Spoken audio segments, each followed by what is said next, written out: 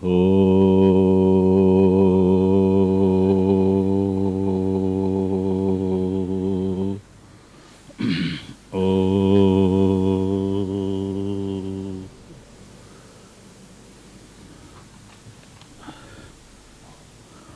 ఈశ్వరో గురురాత్మేతి మూర్తిభేద విభాగిని వ్యోమవద్వ్యాప్తదేహాయ దక్షిణామూర్తయే నమః. శృతిస్మృతిపురాణానాం ఆలయం కరుణాలయం నమామి భగవత్పాదం శంకరం లోకశంకరం.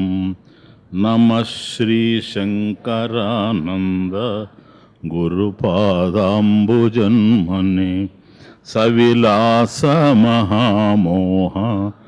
గ్రాహగ్రాసైకకర్మణే. ఓం సహనావవతు సహనౌ భునక్తు సహ వీర్యం కరవావహై తేజస్వినావధీతమస్తు మా విద్విషావహై. ఓం శాంతి శాంతి శాంతి. జితే తస్మిన్ వృత్తిశూన్యం మనస్తిష్టతి మూకవత్. ఏతత్పదం వసిష్ఠేన రామాయ బహుధేరితం.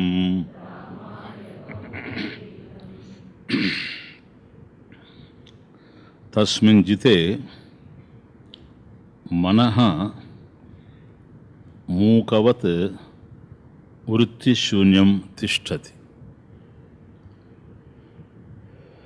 మనసును కనుక జయించినట్లయితే ఆ తరువాత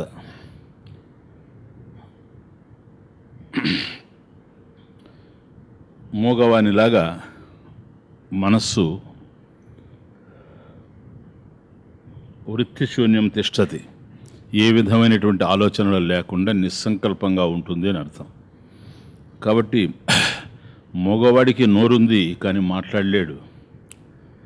ఇక్కడ మనసుకు ఆలోచనలు ఉన్న సంకల్పాలు ఉన్న సంకల్పరహితంగా ఈ దశలో పడి ఉంది. ఎందుకంటే ఆ మనసు జయింపబడింది గనక. ఏతత్ పదం వసిష్ఠేన, ఏతత్ పదం ఈ విషయాన్ని, ఈ సత్యాన్ని రామాయ రాముడి కోసం వసిష్ఠేన వశిష్ఠ మహర్షి చేత బహుధా అనేక విధాలుగా ఈ రీతం చెప్పబడింది అని యోగ వాసిష్ఠ దగ్గర తీసుకొని రావడం జరిగింది. తీరాన్ని చేరాలి అంటే నదిని దాటాలి, జలాశయాన్ని దాటాలి. ఈ వైపున ఉండేటువంటి వ్యక్తి ఆ వైపుకు వెళ్ళాలి అనుకున్నప్పుడు మధ్యలో ఏదైతే అవాంతరంగా ఉందో, ప్రతిబంధకంగా ఉందో అటువంటి జలాశయాన్ని లేదా నదిని దాటినప్పుడే ఆవలి తీరానికి చేరే అవకాశాలు ఉంటాయి. అట్లాగే మోక్ష తీరాన్ని చేరాలి అని అభిలషించేటువంటి మోక్షు లేదా సాధకుడు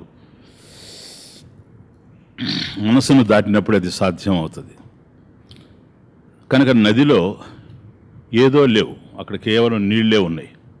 నదిలో నీళ్లే ఉన్నాయి.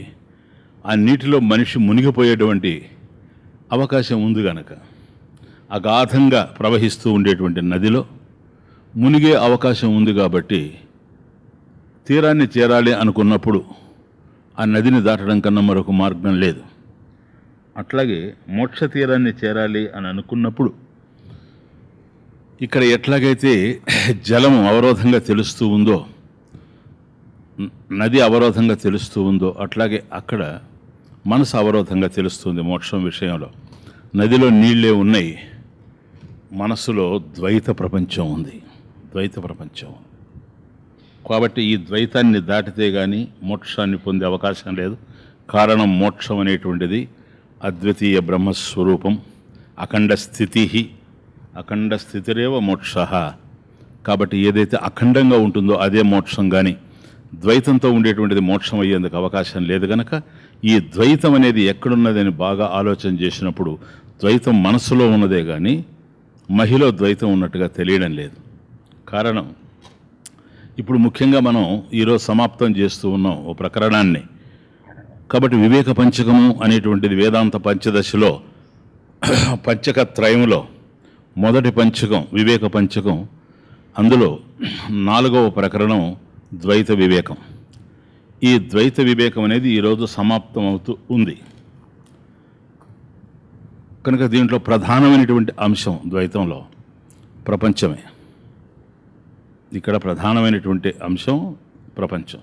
ఇక్కడ జరిగిన విశ్లేషణ అంతా ఇంతకాలంగా ఈ ప్రకరణం ప్రారంభించిన మొదలు ఏ ద్వైత ప్రపంచం అయితే మనకు గోచరిస్తూ ఉందో దాని నుండి అనుభవాలు గడిస్తూ ఉన్నాం గనక సుఖమైన దుఃఖమైన దాని నుండే కలుగుతూ ఉంది. కాబట్టి సుఖదుఖాలను నిర్విరామంగా పంచేటువంటి ఈ ప్రపంచం యొక్క వాస్తవ స్వరూపం ఏమిటి, దీని యొక్క ఉనికి ద్వైతమా అద్వైతమా అనేటువంటి దాన్ని విశ్లేషించడం ప్రారంభం చేశాం.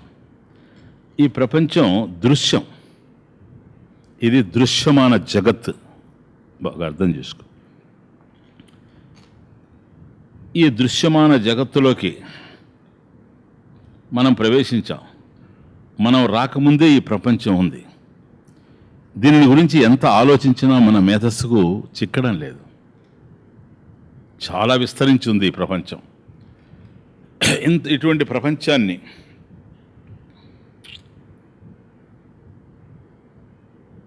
నేను సృష్టించగలనా అని ఆలోచన చేసినప్పుడు ప్రశ్నార్థకం అయిపోతుంది. కాబట్టి సృష్టి అనేటువంటిది కేవలం భగవంతుడికే కాకుండా మనలో కూడా ఆ సృష్టి నైపుణ్యం, క్రియా నైపుణ్యం మన దగ్గర కూడా ఉంది. కాకపోతే అల్పంగా స్వల్పంగా తెలుస్తూ ఉంది. ఓ ఇసుక తీరంలో కూర్చొని ఆడుకునేటువంటి పిల్లలు ఆ ఇసుకతో ఒక గూడు కడతారు. గూడు కట్టి ఆడుకుంటూ ఉంటారు. ఆ తర్వాత దాన్ని పాడు చేసి వాళ్ళు వెళ్ళిపోతారు. అంటే గూడు ఏ విధంగా నిర్మించాలనో చిన్నపిల్లవాడైనా వాడికి అవగాహన ఉంది. గూడునైతే నిర్మించగలడు, కానీ ఒక ఇల్లు కట్టడం పిల్లవాడి వల్ల కాదు. కానీ నేను ఇల్లు కట్టగలను, మీరు ఇల్లు కట్టగలరు. కనుక అల్పజ్ఞ అల్పం సృజతి. ఎవరికైతే అల్పజ్ఞానం ఉందో వాడు అల్పాన్ని సృష్టించగలడే కానీ అధికాన్ని సృష్టించలేడు. వాడికి మించిన దాన్ని సృష్టించలేడు. ఎందుకంటే ఏది సృష్టించినా దానికి సంబంధించిన జ్ఞానం ఉండాలి. కాబట్టి జ్ఞానం ఎప్పుడైతే పరిమితంగా ఉందో, పరిమితమైనటువంటి జ్ఞానాన్ని ఆధారం చేసుకొని నిర్మాణం చేస్తే ఏదైనా సరే అది పరిమితంగా ఉంటుందే కానీ అనంతంగా ఉండేందుకు అవకాశం లేదు. కాబట్టి పిల్లవాడి యొక్క జ్ఞానం ఎప్పుడైతే పరిమితంగా ఉందో ఒక ఇసుక గూడు కట్టడానికి వాడి జ్ఞానం సరిపోతుంది. పైగా దానికి కావలసిన శక్తి కూడా తన దగ్గర ఉంది. కొద్దిగా ఆ గూడు నిర్మించడానికి కావాల్సిన శక్తి ఉంది. అదే ఇల్లు కట్టాలి అనుకునేటప్పుడు ఆ గృహ నిర్మాణానికి కావాల్సినటువంటి జ్ఞానం, గృహాన్ని నిర్మించేటువంటి శక్తి మనకుంది కనుక మనం గృహం వరకు వెళ్ళగలం. కనుక గూడు నిర్మించినటువంటి బిడ్డ అల్పజ్ఞుడై గృహాన్ని ఎట్లా నిర్మించలేడో, గృహాన్ని నిర్మించేటువంటి మనం ఆ స్థాయి వరకే జ్ఞానం కలిగిన వాళ్ళం, కానీ అంతకుమించిన జ్ఞానం మనకు లేదు కనుక, అంతకుమించిన శక్తి కూడా మనకు లేదు కనుక అల్పశక్తిమంతులుగా అల్పజ్ఞులంగా మనం ఉన్నాం. కాబట్టి అనంతమైనటువంటి జ్ఞానం మనకు లేకపోవడం వల్ల ఇంత విశాలమైనటువంటి ఈ విశ్వాన్ని మనం సృష్టించలేం. మనకు సాధ్యమయ్యే పని కాదు. ఇంత కూడా దాని మీద విచారణ విశ్లేషణ అనవసరం. ఎందుకని మనకన్నా ముందే ఉంది. సింపుల్ రీజన్, ఒక చిన్న హేతు ఏమిటంటే నాకన్నా ముందు ఉండేదాన్ని నేను తయారు చేసే ప్రశ్న లేదు. కాబట్టి ఏ ప్రపంచం అయితే ఇంత విస్తృతంగా మనకు తెలుస్తూ ఉందో ఇది మనం ఉండడానికి అనువుగా ఉందే కానీ మనం సృష్టించింది కాదు. ఇక్కడ చాలా అనంతంగా తెలుస్తూ ఉంది. ఈ ప్రపంచం చాలా విస్తరించి తెలుస్తూ ఉంది. ఇంత జ్ఞానం ఇక్కడ ప్రతి వస్తువులో కూడా జ్ఞానం నిండి నిబిడీకృతమై ఉంది. ఒక నియతితో నిర్మాణాత్మకంగా నడుస్తూ ఉండేటువంటి ఈ ప్రపంచం, ఇంత జ్ఞానపూరితమైనటువంటి ప్రపంచాన్ని అల్పజ్ఞుణ్ణి అల్పశక్తిమంతుడైనటువంటి నేను తయారు చేసేటువంటి అవకాశం లేనే లేదు. కాబట్టి ఏ జగత్ అయితే నాకు కనపడుతుందో దృశ్యం, నెక్స్ట్ శ్లోకం అది అందుకని చెప్తున్నా, దృశ్యం ఏదైతే ఉందో ఫస్ట్ వర్డ్, ఈ దృశ్యం నా చేత సృష్టింపబడింది కాదు, నేను సృష్టించింది కాదు. కాబట్టి ఏ దృశ్య ప్రపంచం అయితే గోచరిస్తూ ఉందో ఇది ఈశ్వర నిర్మితం. ఇది ఈశ్వర నిర్మితం. కాబట్టి పరమేశ్వరుని చేత నిర్మించబడినటువంటి ప్రపంచం, ఆయన నియమించినటువంటి ప్రపంచం, ఆయన సృష్టించినటువంటి ప్రపంచం, అది ఇక్కడ తెలుస్తూ ఉంది మనకు. కాబట్టి నియమాలతో ఉంది. పరమేశ్వరుని చేత ఎప్పుడైతే ఈ సృష్టి నిర్మించబడిందో, బాగా అర్థం చేసుకోండి, ఈరోజు కంక్లూషన్. ఈ సృష్టిని పరమేశ్వరుడు చేశాడు. యోయత్ కర్త సతజ్ఞ. ఈ సృష్టికి కర్త అయి ఉన్నాడు గనక సృష్టికి సంబంధించిన జ్ఞానం అతని దగ్గర ఉంది. కాబట్టి ఏ వస్తువు విషయంలో కూడా ఈ పుష్పహారం తయారైతే పూలమాల, దీనికి సంబంధించిన జ్ఞానం దీనిని కట్టినటువంటి వాడికి ఎలాగైతే ఉందో, అట్లాగే ఈ సృష్టిని తయారు చేసినటువంటి పరమేశ్వరుడికి, ఒక వాచ్ని తయారు చేసిన వాడికి తన జ్ఞానం ఈ వాచ్లో ఎట్లాగైతే ఉందో, ఈ సృష్టిని తయారు చేసినటువంటి పరమేశ్వరుడికి సృష్టికి సంబంధించిన జ్ఞానం ఉంది గనక ఆయనకి ఏ జ్ఞానం అయితే ఉందో ఆ జ్ఞానమే సృష్టిలో దోబూచులాడుతూ ఉంది. మరి ఈ సృష్టి ద్వైతంగా కనిపించవచ్చు, అది వేరే విషయం. ఇది బంధహేతువా కాదా, బంధానికి ఇది కారణమా కాదా అన్నప్పుడు సృష్టి బంధహేతువుగా తెలుస్తూ ఉంది. ఏ ప్రపంచం అయితే మనకు గోచరిస్తూ ఉంది, ద్వైత ప్రపంచం, ఇదే బంధానికి కారణంగా తెలుస్తూ ఉంది. కనుక ఈ సృష్టిలో కనుక బంధానికి కారణం అంటూ ఉంటే, తెలుస్తూ ఉంటే, ఈ సృష్టి బంధమైతే, ద్వైతంతో తెలిసేటువంటి ఈ విశ్వం బంధంగా మనకు అయ్యేటప్పుడు, ఈ విశ్వంలో ఉన్నది పరమేశ్వరుని యొక్క జ్ఞానమే కనుక ఆయన జ్ఞానం కూడా బంధానికి కారణం కావాలి. ఎందుకని ఆ జ్ఞానమే ఇక్కడ ఉంది కనుక. ఈశ్వర జ్ఞానం మోక్షరూపమే కానీ బంధహేతు అయ్యేందుకు అవకాశం లేదు. కాబట్టి దృశ్యం ఉంది, దృశ్య జగత్తు ఉంది, ఇది బంధహేతుగా తెలుస్తూ ఉంది. కానీ ఈ సృష్టి ఈశ్వర నిర్మితం గనక ఈశ్వర నిర్మితం బంధహేతు అయ్యేందుకు అవకాశం లేదు, బంధానికి కారణం అయ్యేందుకు అవకాశం లేదు గనక మరొక కారణం ఏమిటి అని ఆలోచన చేసినప్పుడు ఈశ్వర నిర్మితమైనటువంటి జగత్తు బంధహేతు కాదు, జీవ నిర్మితమైనటువంటి జగత్తు బంధహేతు. ఈశ్వర నిర్మితమైనటువంటి జగత్తు, రెండు కళ్ళున్న చూపు ఒక్కటేలాగా, రెండు పెదవులున్న నవ్వు ఒకటేలాగా, ఎక్కడైతే ద్వైతం తెలుస్తూ ఉండినా అది నురుగు, ఇది అలా, ఇది ఒక కెరటము అని రకరకాలైనటువంటి పేర్లతో మనం పిలుచుకుంటూ ఉండినా, నీళ్ళు ఏవైతే ఉన్నాయో అది అద్వైతంగా అఖండంగా మనకు ఎట్లాగైతే తెలుస్తూ ఉందో, ప్లీజ్ అట్లాగే ఈశ్వర నిర్మితమైనటువంటి ఈ ద్వైత ప్రపంచం జ్ఞానపూరితంగానే ఉంది. కానీ ఇందులో మనం చొప్పించి చూస్తున్నామే ప్రపంచం, అక్కడ బంధం ఏదో తయారవుతూ ఉంది. కాబట్టి అనేకం ఉండడం వల్ల నష్టం లేదు. అనేకం ఏవైతే తెలుస్తూ ఉన్నాయో అది భిన్నత్వం. ఆ భిన్నత్వంలో ఏకత్వం ఉంది అని చెప్పడానికి పెద్దగా అవసరం లేదు శాస్త్రం కూడా. కానీ మన అహంకార మమకారాలు ఏవైతే ఉన్నవో ఇవి అందులో ప్రవేశించినప్పుడు వీటి వల్ల ఏర్పడినటువంటి ద్వైత ప్రపంచం ఏదైతే ఉందో, జీవ నిర్మితమైనటువంటి ద్వైత ప్రపంచం, ఇదే బంధానికి కారణమవుతుందే కానీ మంగళకరమైనటువంటి జ్ఞానపూరితమైనటువంటి సర్వజ్ఞుడు సర్వశక్తిమంతుడైనటువంటి పరమేశ్వరుని చేత నిర్మింపబడినటువంటి ఈ ద్వైత జగత్తు మాత్రం, ఈశ్వర నిర్మితమైనటువంటి జగత్తు మాత్రం బంధానికి కారణం అయ్యేందుకు అవకాశం లేదు. కనుక జగత్తు ఉంటే నష్టం లేదు, దాంట్లో ఈ నేను నాది అనేటువంటి అహంకారం మమకారాలు ఉంటే ఉపయోగం లేదు. పాము ఉన్నంత మాత్రాన మనకు బాధ లేదు.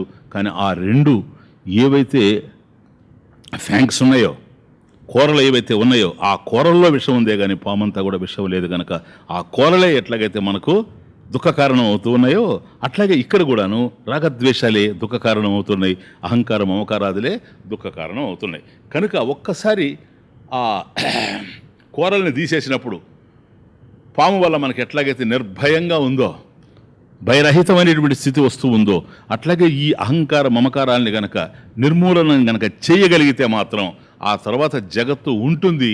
కానీ నిన్ను బాధించే స్థితిలో మాత్రం ఉండదు. జగత్తు ఉంటుంది, అది ఆ పాములాగా ఉంటుంది.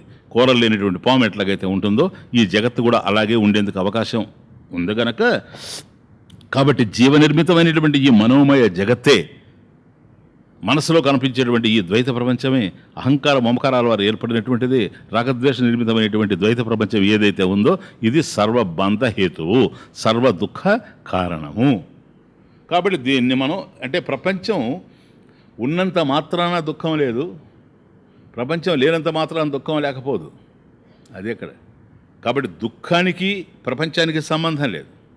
ప్రపంచం కనుక దుఃఖాన్నే పంచేటట్లయితే ఈ ప్రపంచమే అందరికీ కనిపిస్తూ ఉంది. నీకు నాకు కనిపించే ప్రపంచమే రమణ మహర్షికి కనిపిస్తుంది, రామతీర్థకు కనిపిస్తూ ఉంది. కనుక ఇది బంధహేతువైతే వాళ్ళిద్దరికి కూడా బంధానికి ఇది కారణం కావాలి. కానీ ఏమాత్రం వాళ్ళని స్పృశించలేకపోతూ ఉంది. దీనిని బట్టి ఆలోచన చేస్తే బంధం ఏదో మన నుండి కదులుతూ ఉందే కానీ ప్రపంచం నుంచి మనకు కదిలి రావడం లేదు. కాబట్టి జాగ్రత్త స్వప్నాలు ఉన్నాయి కదా, అక్కడ దుఃఖాలు సుఖాలు అన్నీ కలుగుతున్నాయి. జాగ్రత్త అవస్థలో సుఖం ఉంది, దుఃఖం ఉంది. స్వప్నావస్థలో సుఖం ఉంది, దుఃఖం ఉంది. ఎక్కడుంది అని ఆలోచించినప్పుడు నేనున్న చోట కాదు, మనసున్న చోట.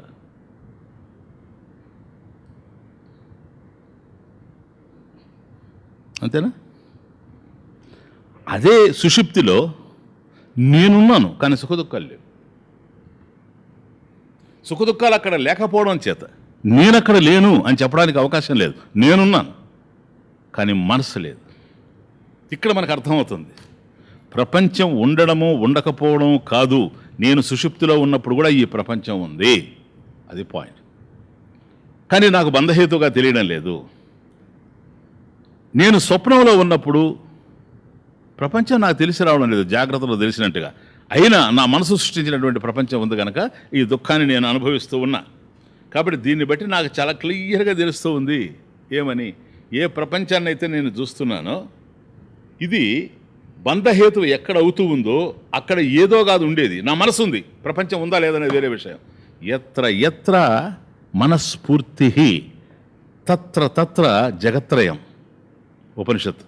ఎత్ర ఎత్ర మనస్ఫూర్తి తత్ర తత్ర జగత్రయం. ఎత్ర ఎత్ర మనో నాస్తి తత్ర తత్ర నకించన. కాబట్టి మనసు యొక్క స్ఫూర్తి, అవేర్నెస్ ఎక్కడైతే ఉందో, అంటే మనసు ఉండడం అంటే అక్కడ కూడా మీరు అర్థం చేసుకోవాలి. నది ఉంది, నీళ్లు లేవు, నష్టమైంది. మనసు ఉంది, అండర్స్టాండ్. మనసు ఉంది, రాగద్వేషాలు లేవు, నష్టం ఏంటి? పాము కూరలు లేకుండా ఉన్నట్టే. కానీ ఇక్కడ మనస్సు అంటే ఏదైతే అహంకార మమకారాలతో నిండి ఉందో, అభిమానాలతో కూడుకొని ఉందో, రాగద్వేషాలతో నిండిపోయి ఉందో ఆ మనసుల గురించి ఇప్పుడు మనం మాట్లాడుతూ ఉండేది. ఇది ద్వైత ప్రపంచాన్ని సృష్టిస్తూ ఉండేది. దీనివల్ల సమస్తమైనటువంటి దుఃఖాలు మనకు కలుగుతూ ఉన్నాయి. కాబట్టి ఎత్ర ఎత్ర మనో నాస్తి తత్ర తత్ర నకించన. కాబట్టి ఈ సుఖ దుఃఖాలు కానీ ఇవి ఏవి కూడా మనకు తెలిసి రావడం లేదు మనసు లేనటువంటి చోట. కాబట్టి మన ఏవ మనుష్యాణం కారణం బంధమోక్షయోహో అనేటువంటి ఉపనిషత్ ప్రతిపాదితమైనటువంటి సత్యం మనకు స్ఫూర్తిగా చక్కగా తెలుస్తుంది. కాబట్టి జితే తస్మిన్ వృత్తి శూన్యం. కాబట్టి ఆ మనసులో ఉండేటువంటి ఈ వృత్తులు శూన్యమైపోయినప్పుడు మనసు ఉంటుంది. ఎలా ఉంటుంది? వృత్తి శూన్యంగా ఉంటుంది. దీనిని ప్రధానంగా బోధించినటువంటి గ్రంథం యోగ వాసిష్టం, జ్ఞాన వాసిష్టం అని కూడా అంటారు దాన్ని. ఈ జ్ఞాన వాసిష్టంలో 32,000 శ్లోకాలు ఉన్నాయి. అనేకమైనటువంటి విషయాల్ని చర్చించిన యోగ వాసిష్టం దేన్ని వదిలిపెట్టలేదు.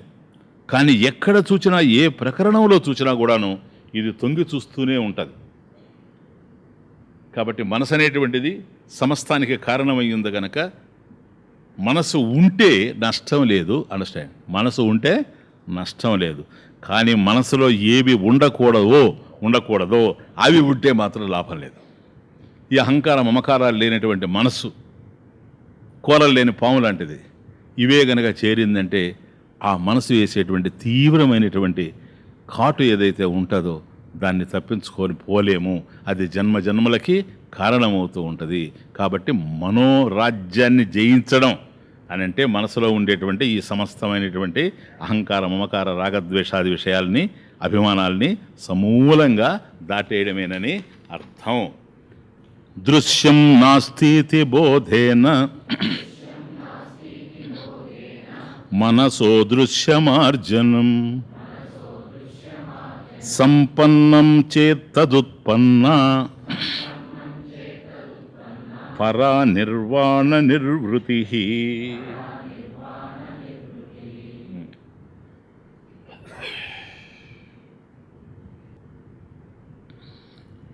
కాబట్టి మనసులో ఏవి కనిపిస్తూ ఉన్నాయో వీటిని తొలగించాల్సినటువంటి అవసరం ఉంది కాదు. అక్కడ కనిపించేవి దృశ్యం నాస్తి. ఏదైతే కనిపిస్తుందో అది లేదు. దృశ్యం నీకు గోచరించేటువంటిది, నీకు కనిపించేటువంటిది. దేనినైతే నువ్వు చూస్తూ ఉన్నావో, నువ్వు ద్రష్ట, ఏదైతే నీకు కనిపిస్తూ ఉందో అది దృశ్యం. ద్రష్టకి దృశ్యానికి సంబంధించిన జ్ఞానం కలుగుతూ ఉంటుంది. ఇది ఎప్పుడు కూడా లోక వ్యవహార. అండర్స్టాండ్? కనుక దృశ్యం ఏదైతే నీకు కనిపిస్తూ ఉందో నాస్తి లేదు ఇది అని బోధేన ఈ విధమైనటువంటి జ్ఞానం చేత మనసు నుండి దృశ్యం ఆర్జనం, దృశ్యం ఆ మనసులో తెలుస్తూ ఉన్నదే దృశ్యంగా, దానిని ఆర్జనం అక్కడి నుంచి కనుక తొలగించినట్లయితే, వేరు చేసినట్లయితే,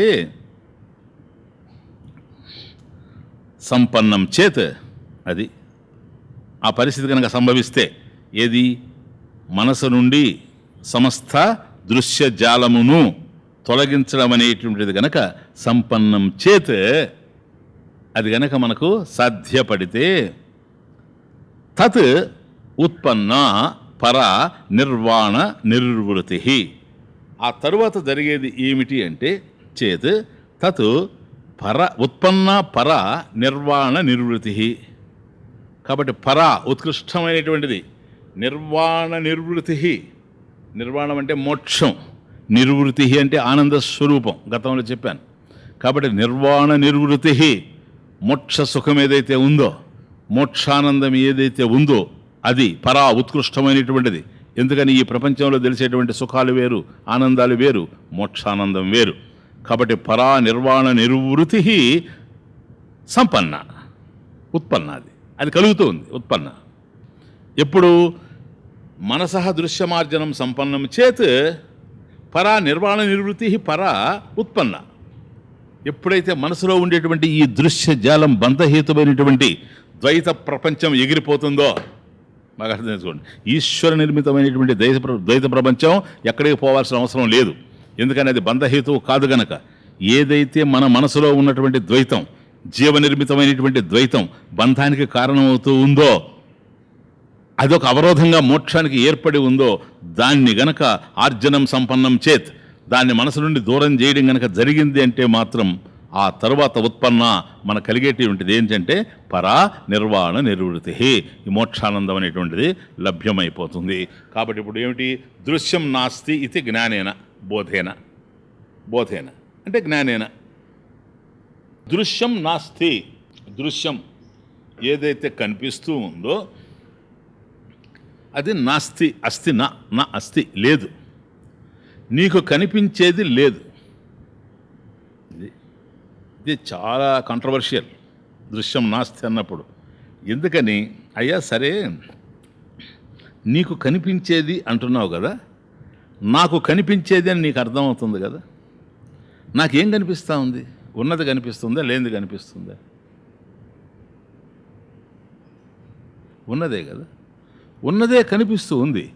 కాబట్టి ఏదైతే దృశ్యమో అది నాకు తెలుస్తూ ఉంది గనక, కనిపిస్తూ ఉంది గనక అది ఉన్నది.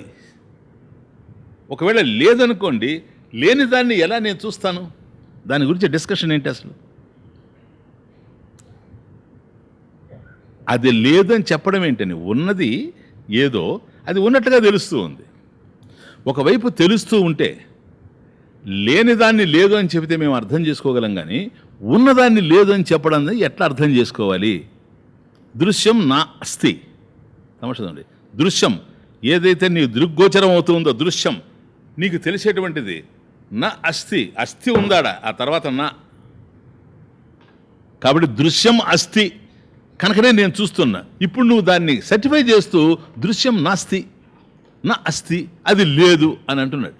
కాబట్టి లేనిదే అయితే నాకు కనిపించే ప్రశ్న లేదు.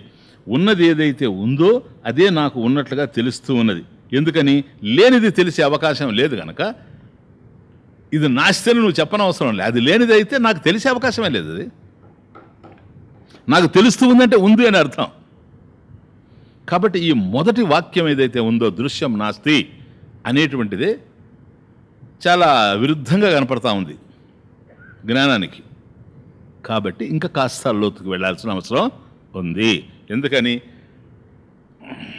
ఉన్నది దృశ్యం నాస్తి, చూడండి, దృశ్యం అస్తి, దృశ్యం ఉన్నది. ఆ వాక్యంలోనే రెండు ఉన్నాయి. దృశ్యం అస్తి, దృశ్యం ఉంది అనేదాన్ని కాదనడం లేదు. నీకు ఏదైతే కనిపిస్తుందో అది ఉంది. అది మేము కాదనడం లేదు. ఆ ఉన్నది ఏదో అది లేదు, అది మా అర్థం. దృశ్యం నాస్తి. స్వామీజీ ఇదేందో కొద్ది అర్థం కావడం లేదు. ఏం లేదు నాయన, ఉన్నది కానీ స్వతంత్రంగా లేదు. It has no independent existence. Come on, no independent existence. అవునా? కాబట్టి ఉన్నది అన్నప్పుడు అస్థి, అస్థి పదానికి అది యదస్తి తత్ సత్యం. ఉన్నది ఏదో సత్యంగా ఉండాలి, కానీ ఇక్కడ ఉన్నది కానీ సత్యంగా లేదు. That's the point. దృశ్యం నాస్తి అనడంలో అస్థి శబ్దం ముందుంది. దృశ్యం అస్థి, దృశ్యం నా అస్థి, అస్థి నా. కాబట్టి ఉన్నది కానీ స్వతంత్రంగా మాత్రం లేదు. స్వతంత్రంగా లేనప్పుడు పరాధీనతలో ఉంది, ఇంకొక దాని మీద ఆధారపడి ఉంది. ఎప్పుడైతే మరొక దాని మీద ఆధారపడి ఉందో అది ఉన్నది కాదు, అది ఉన్నట్టు తెలుస్తూ ఉన్నది. ఎందుకని? దానికే ఎగ్జిస్టెన్స్ లేదు కనుక, దానికే స్వతంత్ర మనుగడ లేదు కనుక. చాలా ఇంపార్టెంట్ ఇది. దృగ్దృశ్య వివేకంలో పరాధీనతలో ఉంది. ఏదైనా దృశ్యమాన జగత్తులో ఏది మనకు తెలిసినా అర్థమవుతుందే, ఏది లేనిదే. లేనిదే వాస్తవం చెప్పాలంటే. మరి లేనిది ఎట్లా తెలుస్తూ ఉంది స్వామీజీ? ఉన్నట్లు తెలుస్తూ ఉంది. కాబట్టి ఉన్నదాన్ని లేదని చెప్పడం లేదు శాస్త్రం. దానికి స్వతంత్ర మనుగడ లేదు అని చెప్తూ ఉంది. స్వతంత్ర మనుగడ ఎప్పుడైతే ఎగిరిపోతూ ఉందో అది సత్యం కాదని అర్థం. ఉన్నదంతా సత్యంగానే అవసరం లేదు, సత్యం ఉంది, కానీ ఏదైతే ఉందో అది సత్యంగానే అవసరం లేదు. కొద్ది లోతుగా అర్థం చేసుకోవాల్సినటువంటి విషయం. కాబట్టి ఇది పరాధీనతలో ఉంది, తన మీద తను ఆధారపడి లేదు. సత్యం ఎలాంటిదంటే ఇంకొక దాని మీద ఆధారపడకుండా ఉండాలి. నిరాశ్రయ, మరొక దాన్ని ఆశ్రయించుకోకుండా ఉండాలి. కానీ ఇది మరొక దాన్ని ఆశ్రయించుకోనుంది. ఏది ఉండినా ప్రపంచంలో చెప్పండి. నేను మీకు కనపడుతున్నా, నేను పరాధీనంగా తెలుస్తున్నా. ఇప్పుడు ఆ నేనుకు డెఫినేషన్ వేరే, కానీ మీకు తెలిసేది నేనేం తెలుస్తున్నాను మీకు ఆత్మగా తెలియడం లేదు, ఈ దేహంగా తెలుస్తున్నా. ఇది పరాధీనం. ఆ పరాధీనం ఏంటి స్వామీజీ? కాలాధీనం. దేహం కాలాధీనం. దేహం లేనిది కాదు, దేహం ఉంది, శరీరం అస్థి. కానీ ఈ ఉన్నది సత్యమే గనకైతే శరీరం ఎక్కడికి పోదు. కానీ ఇది అలా ఉండడం లేదు. కాబట్టి దానికి ఒక స్వతంత్ర మనుగడ ఉన్నట్లుగా మనకు తెలియడం లేదు. బాగా అర్థం చేసుకోండి. కాబట్టి ఈ దేహం ఈరోజు ఉంది, తన మీద తాను ఆధారపడి లేదు, పరాధీనతలో ఉంది, కాలం మీద ఆధారపడి ఉంది. కాబట్టి ఈరోజు కనిపించేటువంటి దేహం ఒకరోజు మళ్ళీ మనకు కనిపించకుండా పోతుంది. అది కాలాధీనం అంటే. It has existence, no doubt, అస్థి. But what type of existence is it? It is time bound existence. Time bound existence. That's not truth. అది ఎక్కడ విషయం. ఎప్పుడైతే ఒక కాల పరిధిలోకి వచ్చేసిందో, కాలాధీనంగా ఉందో, కాలంలో గోచరించి కాలంలోనే అంతరించిపోయేటువంటిది ఏది కూడాను ఆ కాలంలో ఉంటుందే కానీ స్వతంత్ర మనుగడ దానికి లేదు. అది అలా ఉంటుంది ఎప్పుడని చెప్పడానికి అవకాశం లేదు. మరొక దాని మీద ఆధారపడి ఉంది. అందువల్ల మరొక దాని మీద ఆధారపడి దాన్ని ఏమంటాము? అట్లా ఉంచండి, మీరు చెప్తా. కాబట్టి సత్యాలు గతంలో మనం బ్రహ్మసూత్ర భాష్యంలో చూసినట్టుగా బాధిత సత్యం, అబాధిత సత్యం. చూసారా? ఒకటి బాధిత సత్యం, that can be negated, which cannot be negated is truth. అబాధిత సత్యం, దేనినైతే నువ్వు తొలగించలేవు. ఘటః అస్తి అన్నప్పుడు కుండ ఉంది, కుండ లేదని ఎవరు చెప్పడం లేదు కదా. కుండ మిథ్యా లేకపోతే సత్యమా? సత్యం ఏది అక్కడ? మట్టి. ఎందుకు అనాల్సి వచ్చింది అలా? దీనికి పరాధీనత ఉంది. మట్టి మీద ఆధారపడి కుండ ఉందే కానీ మట్టి కన్నా అన్యంగా కుండ తనకు తానుగా ఉండలేదు. కాబట్టి కుండ ఉంది, తన మీద తాను ఆధారపడి స్వతంత్రంగా లేదు గనక ఈనాడు ఉండేటువంటి కుండ రేపు పగిలిపోతుంది. ప్రధానమైనటువంటి విషయం. ఇప్పుడు మనిషి చనిపోతే ఎందుకు కుండ తీసుకొని పోతాడు అని అంటే చిన్న విషయం కాదు అది. ఈ పోయింది ఏదో కాదు, కుండ లాంటిదే. ఏదైతే మిథ్య అది పోయిందే కానీ సత్యం అనేటువంటి పోలేదు అనేటువంటి దృక్పథాన్ని ఇక మిగిలిన వాళ్ళ కోసం కల్పించడం కోసమే అది. ఇది పాడి కొండ తీసుకుని పోవడం అనేటువంటిది ఉద్దేశం కూడా అదే. పాడి ముందు కొండ ఎందుకు పోద్ది అంటే కొండ కారణం ఇదే. ఉంది, కొండ ఉంది, అదిగో ఆ దేహం కూడా ఉండింది. ఘటః అస్తి, దేహః అస్తి. ఇప్పుడు దేహః నాస్తి, ఇదిగో ఘటః అస్తి, నీ కూడా వచ్చి ఆడ పగిలిపోతుంది, వచ్చావా శ్మశానంలో నాస్తి. కాబట్టి ఈ విధంగా పోతాయి దేహాలన్నీ కూడా. ఒక దేహమే కాదు, ఏది ఉన్నా అంతే. ఒక చెట్టు ఉంది, ఒక కాలంలో ఉంటుంది. ఓ పక్షి ఉంది, ఒక కాలంలో ఉంటుంది. ఓ జంతువు ఉంది, ఒక కాలంలో ఉంటాయి. సరేనా? ఒక గిరి ఉంది, ఒక అంటే కొండ, అది కూడా ఒక కాలంలో ఉంటుంది. ఇప్పుడు మీరు గోవర్ధనగిరిని చూస్తే వెళ్ళి స్వామి బ్రహ్మాండమైనటువంటి కొండని చిటుకుని వెలి మీద ఎత్తాడని దాని యొక్క విస్తీర్ణాన్ని మనం చెప్పుకున్నాం భాగవతంలో. ఇప్పుడు ఎంత ఉంటుంది తెలుసా? ఒక 4 అడుగులు 5 అడుగులు ఉంటుంది ఆ కొండ. అంటే కరిగిపోయింది కాలంలో, కాలాధీనం. గోవర్ధన గిరి కాలాధీనం, కానీ గోవర్ధన నాథుడు కాలాధీనం కాదు. కాలం ఉండడానికి తాను ఆధారమైనటువంటి వాడు. That's the point.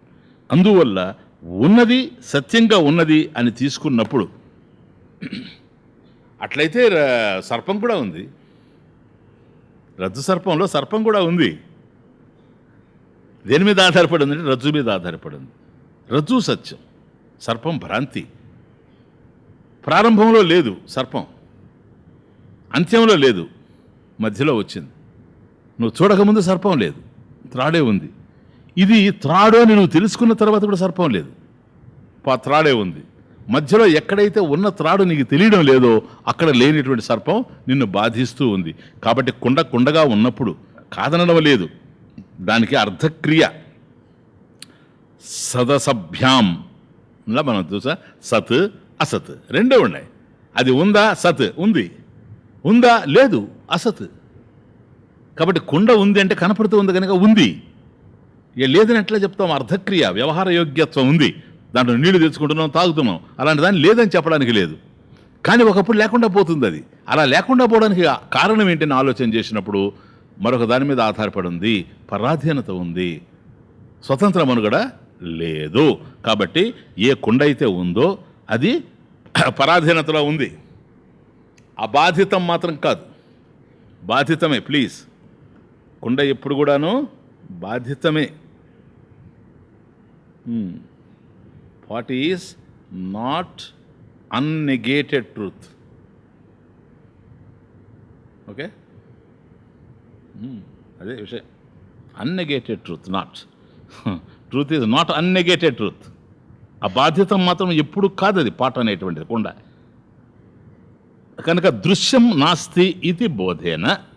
బాగా అర్థం చేసుకోండి, దృశ్యం నాస్తి ఇది బోధేన. కాబట్టి ఏ దృశ్యం అయితే నీకు తెలుస్తూ ఉందో ప్రపంచంలో, ప్రపంచం మొత్తం దృశ్యం కావచ్చు, లేదా ప్రపంచంలో ఉండేటువంటి వస్తువుల్ని ఒక్కొక్కటిగా తీసుకొని, విషయాలను ఒక్కొక్కటిగా తీసుకొని, వ్యక్తులను ఒక్కొక్కటిగా తీసుకొని నువ్వు ఆలోచిస్తూ పోవచ్చు. అవన్నీ కలిసి దృశ్యాలే. ఈ దృశ్యం ఏదైతే ఉందో అవి ఉన్నాయి, కానీ మాయా అస్తి, ఇది కూడా మాయా అస్తి, అంతేకే లేదు. ఉన్నట్టున్నాయే కానీ సత్యంగా మాత్రం లేదు. కాబట్టి దృశ్యం నాస్తి ఇది బోధేన మనసః. ఎప్పుడైతే ఈ జ్ఞానం కలిగిందో, ఏదైతే ఈ ప్రపంచంలో ఉందో ఇది సత్యం మాత్రం కాదు, సత్యంగా గోచరిస్తూ ఉంది, కారణం పరాధీనత, ఇది మరొక దాని మీద ఆధారపడి ఉంది, మరొక దాని మీద ఆధారపడి ఉండేటప్పుడు ఇది సత్యమయ్యేందుకు అవకాశం లేదు. అలాగని దీన్ని లేదని చెప్పడానికి లేదు, ఉందని చెప్పడానికి లేదు. కాబట్టి ఇది మిథ్యా, జగత్ మిథ్యా. జగత్తులో ఉండేటువంటి విషయాలన్నీ కూడాను మిథ్యా. అది దృశ్యం నాస్తి ఇది బోధేన. ఈ విధమైనటువంటి జ్ఞానం చేత మనసః, మనసు నుండి, అంటే ఇప్పుడు మనసులో ఏముంది? అది నదిలో జలం ఉంది, మనసులో ఏముంది? ఇదిగో ఇవే ఉన్నాయి. దుఃఖమయమైనటువంటి ద్వైత ప్రపంచాన్ని సృష్టించేటువంటి అహంకార మమకారాలు ఉన్నాయి. వాటిని మనసః దృశ్యం, ఆ మనసులో ఉండేటువంటి దృశ్యాలు బంధహేతువులైనటువంటి, సరేనా, మోక్ష ప్రతిబంధకాలైనటువంటి దృశ్యాలు ఏవైతే ఉన్నాయో వాటిని ఆర్జనం, వేరు చేయడం, సంపన్నం చేత్, అది కనుక జరిగిపోయింది అంటే మనసులో దుఃఖ కారణమైనటువంటి ద్వైతం ఏదైతే ఉందో, ఈశ్వర నిర్మితమైనటువంటి ద్వైతం, బాగా అర్థం చేసుకోండి, ఈశ్వర నిర్మితమైనటువంటి ద్వైతం ఉండినా కూడా బంధహేతువు కాదు. కానీ మన మనసులో ఉండేటువంటి ద్వైతం ఏదైతే ఉందో, జీవ నిర్మితమైనటువంటి ద్వైతం, ఇది బంధహేతు. తొలి నుంచి, ఫస్ట్ శ్లోకం నుంచి ఇదే నడుస్తూ ఉంది. కాబట్టి అసలు బంధం ఎక్కడుంది బంధం మహిలో ఉందా, మనసులో ఉందా అని ఆలోచించినప్పుడు మహేశ్వరుని చేత నిర్మింపబడినటువంటి సర్వశక్తిమంతుడు సర్వజ్ఞుడు అయినటువంటి పరమేశ్వరుని చేత, జ్ఞానపూరితమైనటువంటి పరమేశ్వరుని చేత నిర్మింపబడినటువంటి ఈ ద్వైత ప్రపంచం రెండుగా తెలుస్తూ ఉన్నప్పటికీ కూడా అందులో అఖండమే గోచరిస్తూ ఉంది. కాబట్టి మన మనసు నుండి ఏవైతే ఉత్పన్నమవుతూ ఉన్నాయో, సంభవిస్తూ ఉన్నాయో, ఈ ద్వైతాన్ని మనం జీవనిర్మితమైనటువంటి ద్వైతాన్ని అరికట్టాల్సినటువంటి అవసరం ఉంది. అది ఆర్జనం సుసంపన్నం చేత పరా నిర్వాణ నిర్వృతి ఉత్పన్న. అప్పుడు ఆ ఉన్నదేమిటో మోక్షానందము అది మనకు సంపూర్ణంగా లభ్యమయ్యేటువంటి అవకాశం ఉంటుంది. అది ఇంకేం లేదు.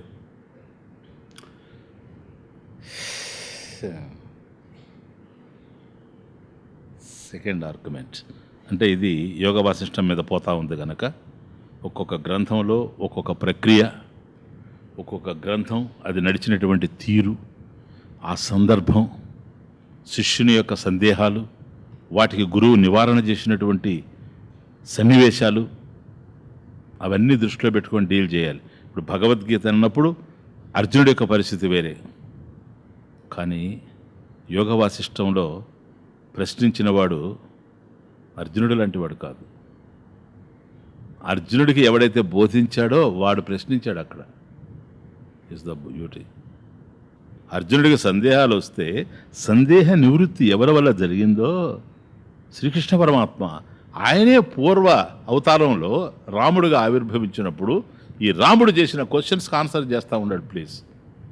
కాబట్టి స్టూడెంట్ స్టాండ్ పాయింట్ కూడా చూడాల్సి వస్తుంది. అందువల్ల దృశ్యం అని అన్నప్పుడు అక్కడ ఇంకోటి మనకు కనపడుతుంది చాలా క్లియర్గా. ఎప్పుడు దృశ్యం అని నెక్స్ట్ లిసన్.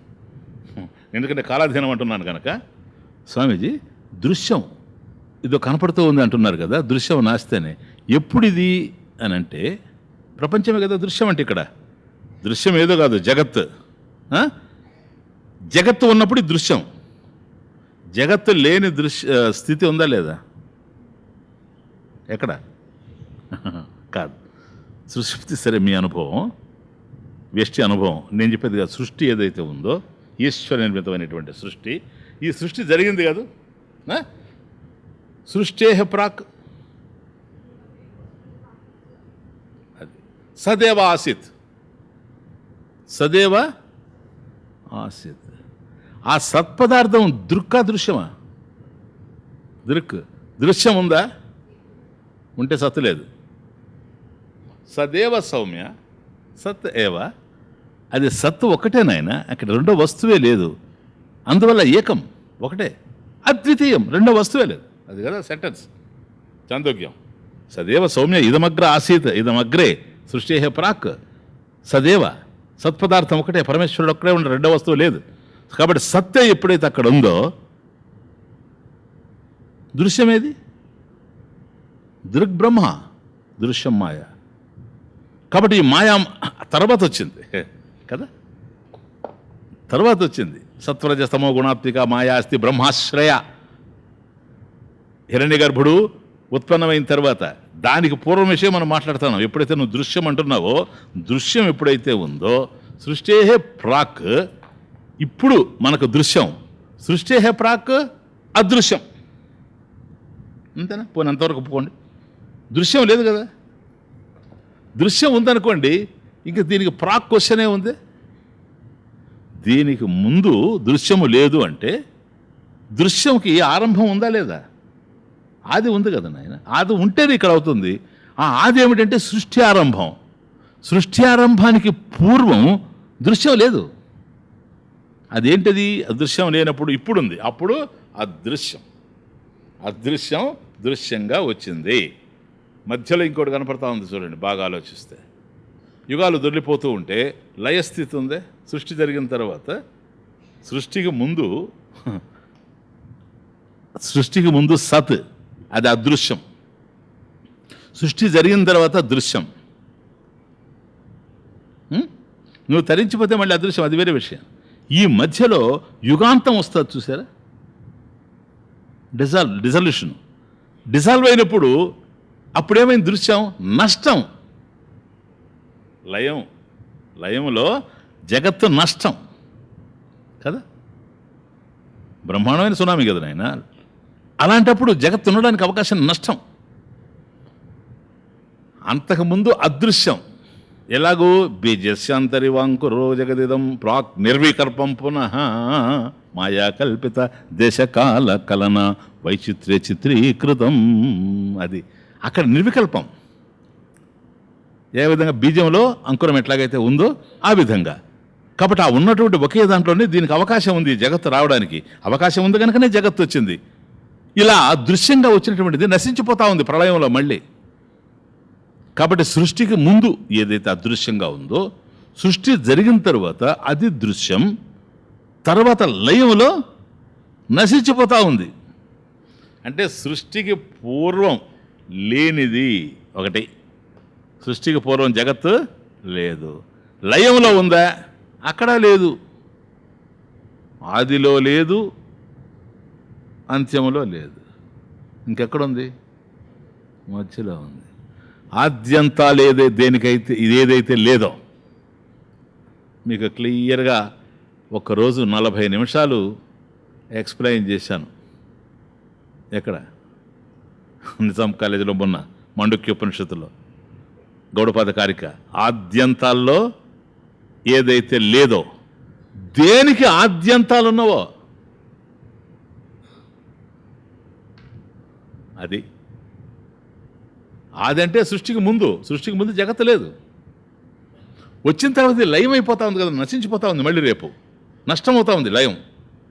అక్కడ ఉండబోదు. ఆద్యంతములందు లేదు, కానీ దీనికి ఆద్యంతాలు ఉన్నాయి. ఇది వచ్చినా అది ఆది, ఇది లయించిపోతాడో అది అంతం. కాబట్టి ఆద్యంతాల్లో ఏదైతే లేదో, అంటే ఇది రాకముందు, ఇది పోయిన తర్వాత, మధ్యలో మాత్రమే ఏదైతే ఉందో, కాబట్టి ఆద్యంతాలలో లేనిది తనకు ఆద్యంతాలు కలిగింది ఏదో అది సత్యం అయ్యేందుకు అవకాశం లేనే లేదు. అది మిథ్యా. కాబట్టి ఇప్పుడు కుండను మళ్ళీ తీసుకుంటే మీరు, ఆదిలో కుండ లేదు, పగిలిపోయిన తర్వాత కుండ ఉండబోదు, మధ్యలో మాత్రమే ఉంది. కాబట్టి ఆద్యంతంలో కుండ లేదు, కుండకు ఆద్యంతాలు ఉన్నాయి. కులాలుడు తయారు చేసిన తరువాత కుండ వచ్చింది, మళ్ళీ ఒక దశలో పగిలిపోతూ ఉంది. కాబట్టి కుండకి ఇది బిగినింగ్, అది ఎండింగ్ అని ఉంది.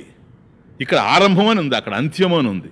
కాబట్టి కుండకు ఆద్యంతాలు ఉన్నాయి, కానీ దానికి పూర్వం ఎక్కడ ఆదో అది పోయిన తర్వాత, ఎక్కడ భంగమైన తర్వాత, భంగ ఈ కుంభం ఎక్కడైతే భంగమైపోయిందో ఆ తరువాత ఉండే దాంట్లో ఇది లేకుండా పోతుంది. కనుక ఏదైతే ఆద్యంతాలందు లేదో, దేనికి ఆద్యంతాలు ఉన్నావో అది మిథ్యా.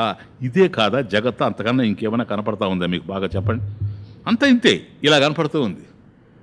కాబట్టి ఇప్పుడు మనం ఏం కనిపెట్టాలనుకుంటున్నాం ఇక్కడ? చూడు తమాషా, ఈ శ్లోకంలో here must be able to discover the absence in the presence. Right? అదే కదా ఇప్పుడు చేసేది. ఉన్నదాన్ని లేనట్టుగా చూసే ప్రయత్నం చేస్తున్నాం. దృశ్యం అస్తి, దృశ్యం నాస్తి ఇది బోధేన. ఇప్పుడు మనకు తెలుసుకునే జ్ఞానం ఏంటంటే ఇది లేదు అని, అది జరుగుతూ ఉంది. కాబట్టి ఉన్నదాన్ని లేనట్టుగా చూస్తున్నాం. అంటే కళ్ళు మూసుకొని చూడడం లేదు, జ్ఞాన నేత్రం తెరిచి చూస్తున్నాం, దాన్ని చాలా లోతుకు పోయి చూస్తున్నాం.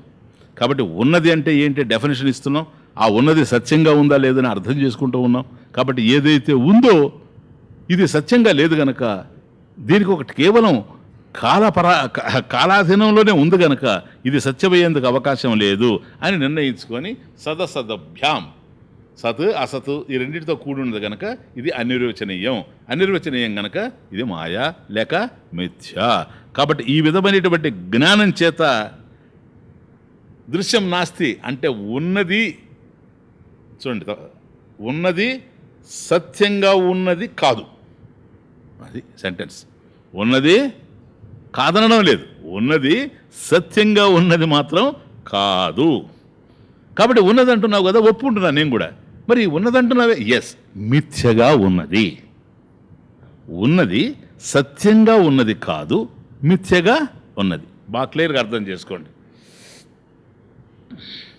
కాబట్టి దృశ్యం నాస్తి, సత్యంగా ఏదైతే లేదో లేనిది దృశ్యం ఏదైతే ఉందో అది లేదంటున్నాం. కాబట్టి అది దృశ్యం నాస్తి. మరి ఉన్నది లేనిది అంటున్నాడు. ఉన్నది సత్యముగా లేనిది. అది అర్థమైందా క్లియర్గా? ఉన్నది సత్యముగా లేనిది, దృశ్యం నాస్తి. అప్పుడు లేనిదినే కదా స్వామి. ఎస్, లేనిది మిథ్యగా ఉన్నది. కమాన్, సెకండ్ సెంటెన్స్ ఇది ఎట్లా ఉంది?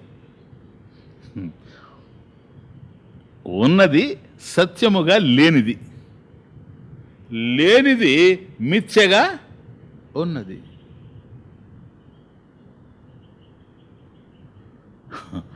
పాము రజ్జు కాదు నాయన, కదా? రజ్జు పాము కాదు. ఇది తెలియనప్పుడు అది తెలుస్తుంది, అది తెలిసినప్పుడు ఇది తెలుస్తుంది. కాబట్టి ఉన్నదంటావా? ఎస్, ఉన్నది. పో. ఘటః అస్తి, ఉంది. దృశ్యం అస్తి, ఉంది. కానీ సత్యంగా మాత్రం ఉన్నది కాదు. కాబట్టి లేదంటాం. లేదని ఎట్లా అంటావా? ఇది ఉంది కదా, సరే ఉన్నది. లేనిది మిథ్యగా ఉన్నది. ఇది సత్యమిథ్యల కన్ఫ్యూజన్ ఇట్లా ఉంటుంది. జాగ్రత్తగా అర్థం చేసుకోండి. అందువల్ల ఎత్ర ఎత్ర మన స్ఫూర్తి తత్ర తత్ర జగత్రయం, ఎత్ర ఎత్ర మనో నాస్తి తత్ర తత్ర నకించన. ఫినిష్, అయిపోయింది. కాబట్టి ఈ మిథ్యా ప్రపంచం ఏదైతే ఉందో చూడండి తమాష. ఇప్పుడు ఇది ఎక్కడుంది? మనసులో ఉంది. ఎక్కడుంది?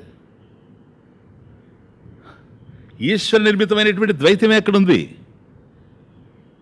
మిథ్యారూపమైనటువంటి ద్వైతం ప్రపంచంలో కాదు ఉండేది, మనలో ఉంది.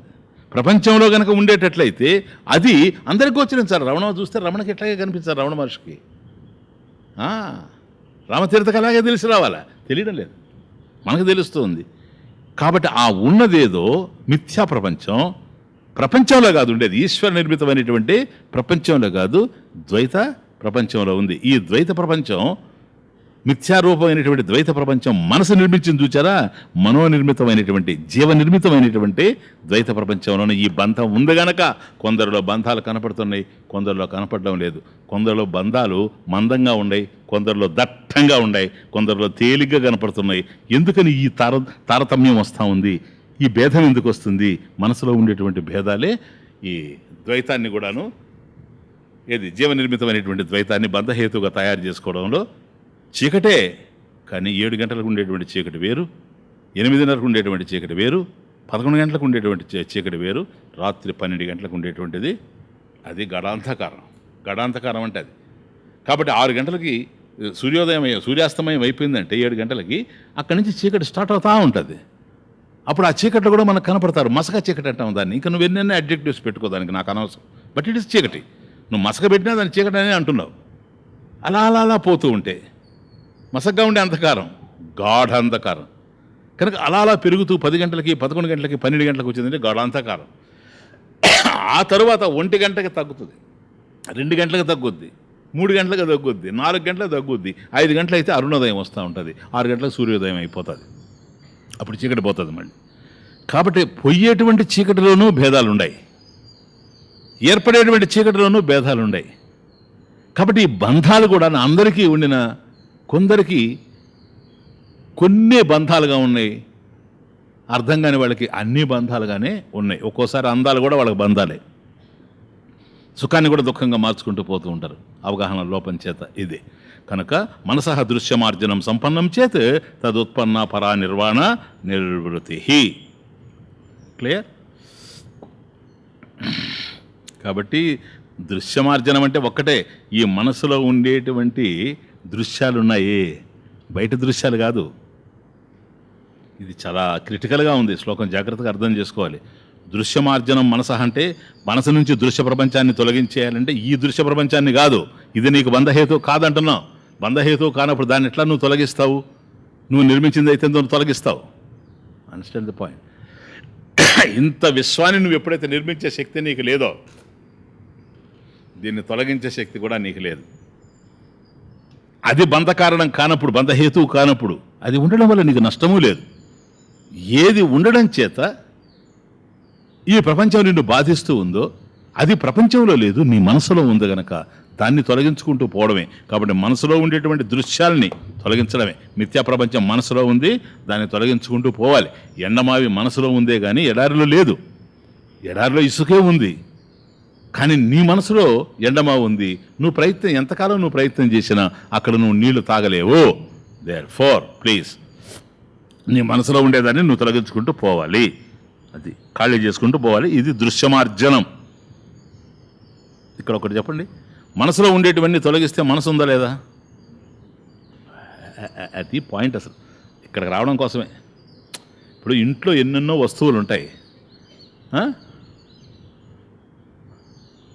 యజమాని వచ్చి రెంట్కు ఉండేవాడిని వాడుకుంటాడు కదా ఇల్లు, అద్దిస్తూ యజమాని వచ్చి నాకు అవసరం లేదా నా ఇల్లు ఖాళీ చేసేయి అన్నాడు అనుకోండి. దాని అర్థం ఏంటి? వాడి ఇంట్లో ఏవేవైతే ఉన్నాయో, ఇల్లు యజమానిది, ఇంట్లో ఏవైతే ఉన్నాయో అవి అద్దెకుండేవాడిది. వాడు ఖాళీ చేయాల్సి వస్తుంది. చేశాడనుకోండి, ఎట్లా ఖాళీ చేస్తాడు? ఏవేవైతే ఇంట్లో పెట్టుకొని ఉన్నాడో అవన్నీ తీసుకొని పోతాడు, అంతేనా? ఇల్లు కూడానా? లేదా ఇల్లు అంటే నువ్వు ఖాళీ చేయమన్నావు కదా నన్ను అని వాడు పోతా ఇల్లు పడగొడేసిపోయినాడు అనుకోండి. నేను ఖాళీ చేయడం అంటే ఇదే అనుకున్నానని కుదరదు. ఇంట్లో ఉండే వస్తువును వాడు తీసుకుపోవచ్చేమో కానీ ఇల్లు అలా ఉంటుంది. అది యోగ వాసిష్టంలో అమనస్క స్థితి. అమనస్కం అంటే ఇది. మనసు లేకుండా పోవడం కాదు. చాలామంది అనుకుంటారు మనసు లేకుండా పోవడం. మనసు ఎక్కడికి పోతుంది? లేకుండా ఇల్లు లేకుండా పోతుంది అంటే ఇంట్లో ఉండే వస్తువులు లేకుండా పోతాయి. మనసు లేకుండా పోదు, మనసు లేకుండా పోదు. అందువల్ల కాదు, ఇప్పుడు జ్ఞానికి కనుక మనసు లేకుండా పోయేటట్లయితే ఇప్పుడు జ్ఞానులంతా కూడాను పిచ్చోళ్ళలాగా ఉండాలి ఈ ప్రపంచంలో. పిలిస్తే పలకూడదు ఎందుకంటే మనసు లేదు కనుక, పెడితే తినకూడదు ఎందుకంటే మనసు లేదు కనుక, పడుకుంటే నిద్ర రాకూడదు ఆకాశాన్ని చూస్తూ ఉండాలి ఎందుకంటే మనసు లేదు కనుక. కుదరదు కదా ఇవన్నీ. కాబట్టి మనం ఎన్ని పనులు చేస్తున్నా వాళ్ళు అన్ని పనులు చేస్తూ ఉన్నారు. కాకపోతే ఇంద్రియాలు నడిచిపోతూ ఉన్నాయి, వాటంతటా వాళ్ళు చూస్తూ ఉండారు ఆత్మస్వరూపంగా. That is the thing. పశ్యన్ శృణ్వన్ స్పృశన్ జిగ్రన్ అశ్నన్ గచ్చన్ స్వపన్ శ్వసన్ ప్రలపన్ విసృజన్ గృహన్ ఉన్మిషన్ నిమిషన్ అపి. కళ్ళు మూస్తూ తెరుస్తూ ఉంటే కూడాను అవి ఎట్లాగైతే వాటి పనులు అవి చేసుకుంటూ పోతున్నాయో, చూస్తూ ఉన్నా, వింటూ ఉన్నా, పనులు చేస్తూ ఉన్నా, తింటూ ఉన్నా, గాలి పీలుస్తున్నా, ఏది చేస్తున్నప్పటికీ కూడాను ఇంద్రియార్థేషు వర్తంత ఇది దారయన్. ఇంద్రియాలు వాటి పనులు అవి చేసుకుంటూ పోతున్నాయి. నైవ కించిత్ కరోమి ఇది, నా ఏవా కించిత్ కరోమి అహం ఇది, నేను ఏమీ చేయడం లేదు. యుక్తో మన్యేత తత్వవిత్. ఈ విధంగా ఆలోచిస్తూ ఉన్నాడు. అతని జ్ఞానం ఆ విధంగా ఉంది. ఎందుకని? ఇక్కడ జరిగేవి ఇక్కడ జరుగుతున్నాయి, మరి అక్కడ జరిగేది అక్కడ జరుగుతున్నాయి, అక్కడెక్కడో జరిగేవి అక్కడ జరుగుతున్నాయి, అమెరికాలో జరిగేవి అమెరికాలో జరుగుతున్నాయి, చంద్రమండలంలో జరిగేవి చంద్రమండలంలో జరుగుతున్నాయి. జ్ఞాని అంటే ఎవరు అనుకుంటున్నావు నువ్వు? ఆత్మజ్ఞుడు, ఆత్మజ్ఞ, బ్రహ్మస్వరూపం. అన్నీ తన వలనే జరిగేటప్పుడు, తనే ఆధారంగా ఉండేటప్పుడు, ఆయన్ని ఆధారం చేసుకొని ఆయన అధీనంలో ఉండి సమస్తం నడిచేటప్పుడు నేను ఈ పని చేస్తున్నానని ఇక్కడికక్కడ పరిమితం కాగలడు. పిండస్థ అపి ప్రత్యేగాత్మ సర్వవ్యాపీ భవతి. చూసారా, అక్కడికి వస్తుంది. అందువల్ల డెస్టినేషన్. ఇప్పుడు ఏం చేయాలండి? ఆ స్థితిని మేము కూడా పొందాలి. ఇది ఇప్పుడు మనం చూసినటువంటి శ్లోకం ఏదైతే ఉందో అమనస్క స్థితికి, ఇది యోగ వాసిష్టంలో వైరాగ్య ప్రకరణంలో ఉంది. ఇంతకుముందు బహుదా ఈరితం రామాయ బహుదా ఈరితం వశిష్ఠేన, వశిష్ఠ మహర్షి చేత రాముడి కోసం చెప్పబడింది అన్నాడు కదా. ఇది యోగ వాసిష్టం. వశిష్ఠాయ వశిష్ఠేన, వశిష్ఠుని చేత రామాయ రాముని కొరకు బహుదా ఈరితం అనేక విధాలుగా చెప్పబడింది అని. కాబట్టి యోగ వాసిష్టంలో ఎక్కడుంది ఇది అని అంటే ఊరికే మీకు చెప్తున్నా, వైరాగ్య ప్రకరణంలో ఇది ఉంది. ఈ శ్లోకం వైరాగ్య ప్రకరణంలో ఉంది. అదే తీసి ఇక్కడ పెట్టాడు, అంతే, ఇంకేం లేదు. ఇప్పుడు తరువాత స్థితి ప్రకరణంలో ఉండేటువంటిది మనకి ఇప్పుడు వేదాంత పంచదశలో ఒక్కోటి వస్తున్నాయి కదా. ద్వైత ప్రకరణం, ఇంకా రేపు రాబోయేటువంటిది మహావాక్య ప్రకరణం. ఇట్లా ప్రకరణాలు ఎట్లాగైతే వస్తాయో అట్లాగే వైరాగ్య ప్రకరణంలో ఇప్పుడు నేను చెప్పినటువంటి శ్లోకం దృశ్యం నాస్తి ఇది బోధేన అది వచ్చింది. ఇప్పుడు రాబోయేటువంటి శ్లోకం విచారితం అది ఏదైతే ఉందో ఇది స్థితి ప్రకరణం. ఇది యోగ వాసిష్టంలోనే, జ్ఞాన వాసిష్టంలో స్థితి ప్రకరణంలో ఈ శ్లోకం ఉంది. అది కూడా చెబుతున్నాడు. విచారితమలం శాస్త్రం చిరం ఉద్గ్రాహితం మిథః సంత్యక్త వాసనాన్ మౌనాత్ ఋతే నాస్త్యుత్తమం పదం.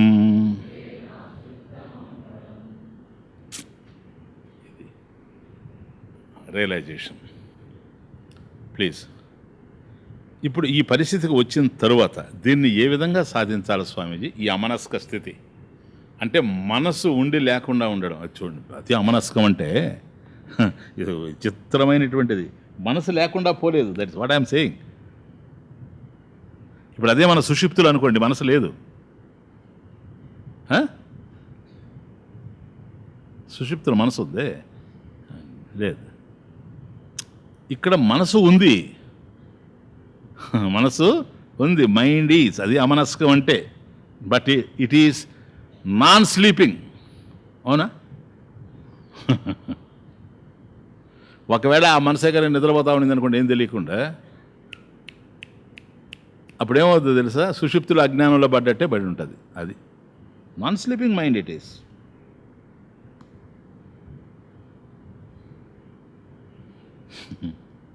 మేలుకొని ఉందనుకోండి, జాగ్రత్త స్వప్నం అవుతుంది. కనుక mind is, but it is non sleeping and thought free mind. Non sleeping and thought free mind. ఏ ఆలోచన లేదు దానికంటే, ఇంకేం ఆలోచన లేదు. నాకు అది కావాలి లేదు, నాకు ఇది వద్దు లేదు, అది నాకు నచ్చదు లేదు, ఇది మరో విధంగా జరుగుంటే బాగుండేది లేదు. చూడండి జ్ఞానం ఎంత స్థాయికి పోతుందో. ఎందుకని? ఏవి ఎలా ఉన్నా వచ్చే నష్టం లేదు, తన పూర్ణస్వరూపుడు కనుక. కాబట్టి ఈ పరిస్థితి రావాలి అంటే సిది శ్లోక విచారితం అలం శాస్త్రం చిరం ఉద్గ్రాహితం మిథః. ఇది మిథున శబ్దార్థం నుంచి మిథః.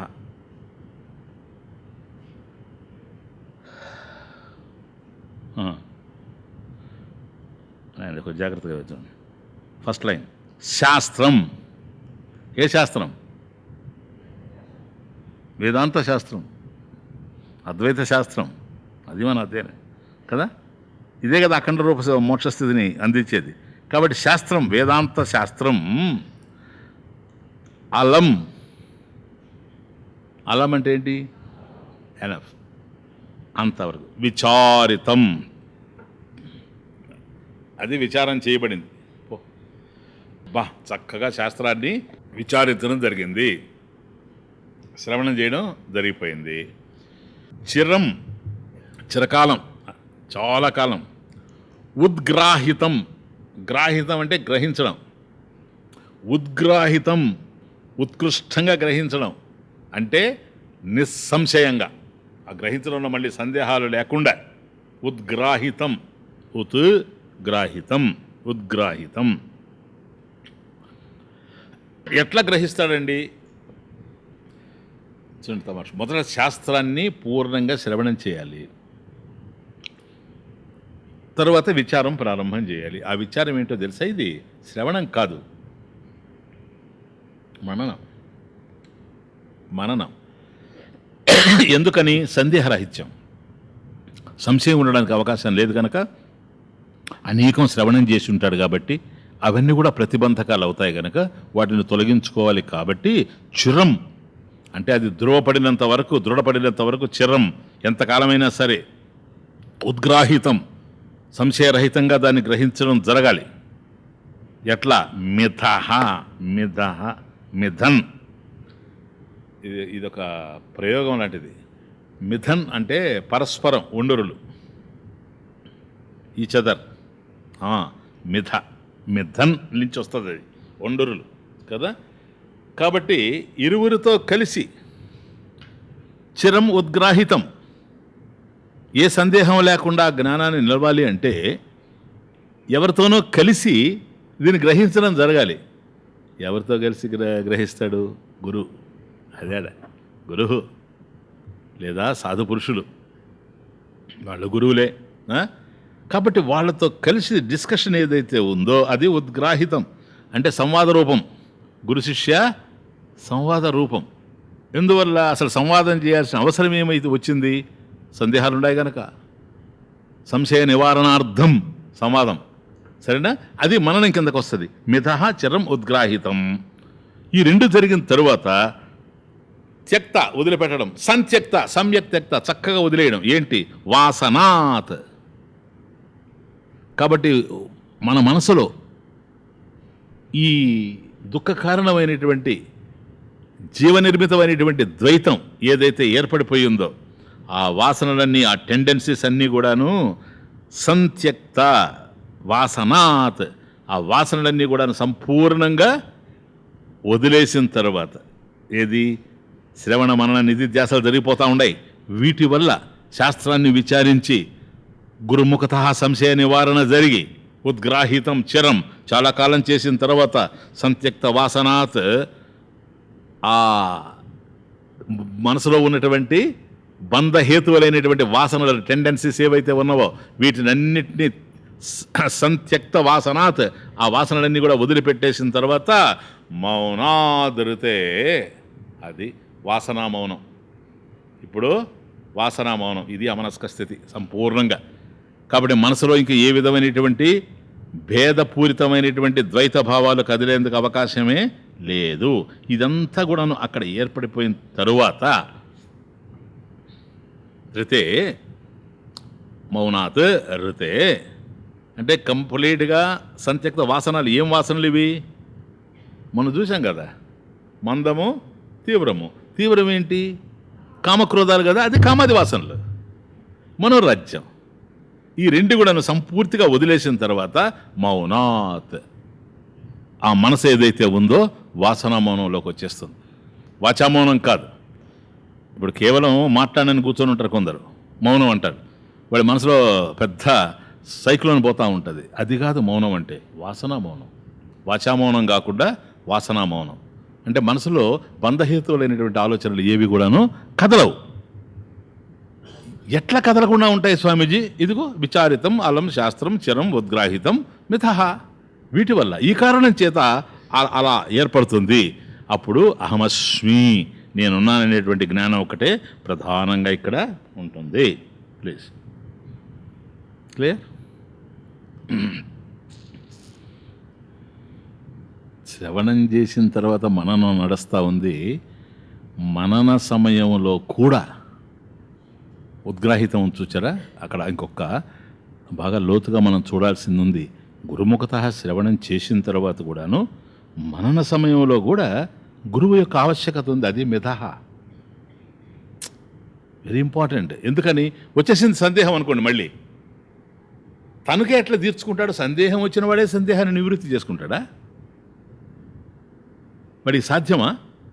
లే. అంటే ఇప్పుడు ఇది చెప్పకుండా గురువు వాడికి బోధించాడా? లే. మరుపు కూడా ఆయన సొత్తే గనక.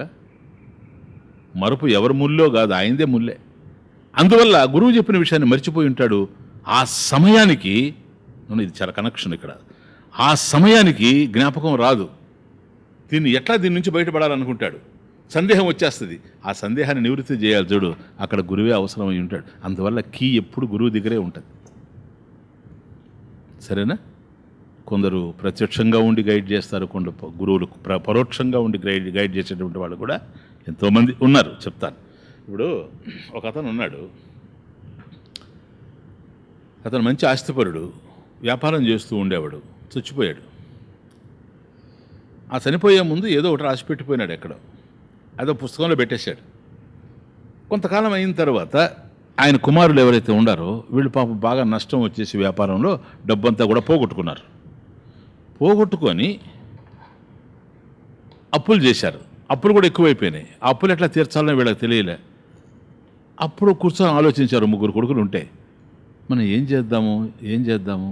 నాన్న దగ్గర చాలా డబ్బు ఉండేదని చెప్పేవాళ్ళే, నాన్న చాలామందికి ఇచ్చేవాడని చెప్పేవాళ్ళే, ఎక్కడా మనకు కనిపించడం లేదు. ఏదో ఉన్నదేదో మనం, కానీ వాళ్ళు చెప్పేదానికి మనం విన్నదానికి ఇప్పుడు మన జీవితంలో అనుభవంలో చూసిన దానికి సంబంధం లేకుండా ఉంది. ఆ డబ్బంతా ఏమై ఉంటుంది? అట్లా ఇట్లా అని వెళ్ళి ఆయన ఏదో పుస్తకాలు ఉన్నాయి కదా అవన్నీ తీసి పడేసి అంతా వెతికారు. ఎక్కడైనా రాసి పెట్టాడేమో అని. దొరికింది. మొత్తానికి దొరికింది. నా బిడ్డలకి ఎప్పుడైనా కష్టం వచ్చినప్పుడు, ఆర్థికంగా ఇబ్బందులు వచ్చి నా బిడ్డలు కనుక బ్రతికేటువంటి పరిస్థితి లేకుండా ఉంటే అప్పుడు వాళ్ళు ఒక పని చేయొచ్చు. అది కూడా ఎప్పుడు చేయాలి అని అంటే చైత్ర శుద్ధ ఏకాదశి. ఆయన ఒక ఆలయం కట్టించున్నాడు, శివాలయం. చైత్ర శుద్ధ ఏకాదశి నాడు ఆ ఆలయంలో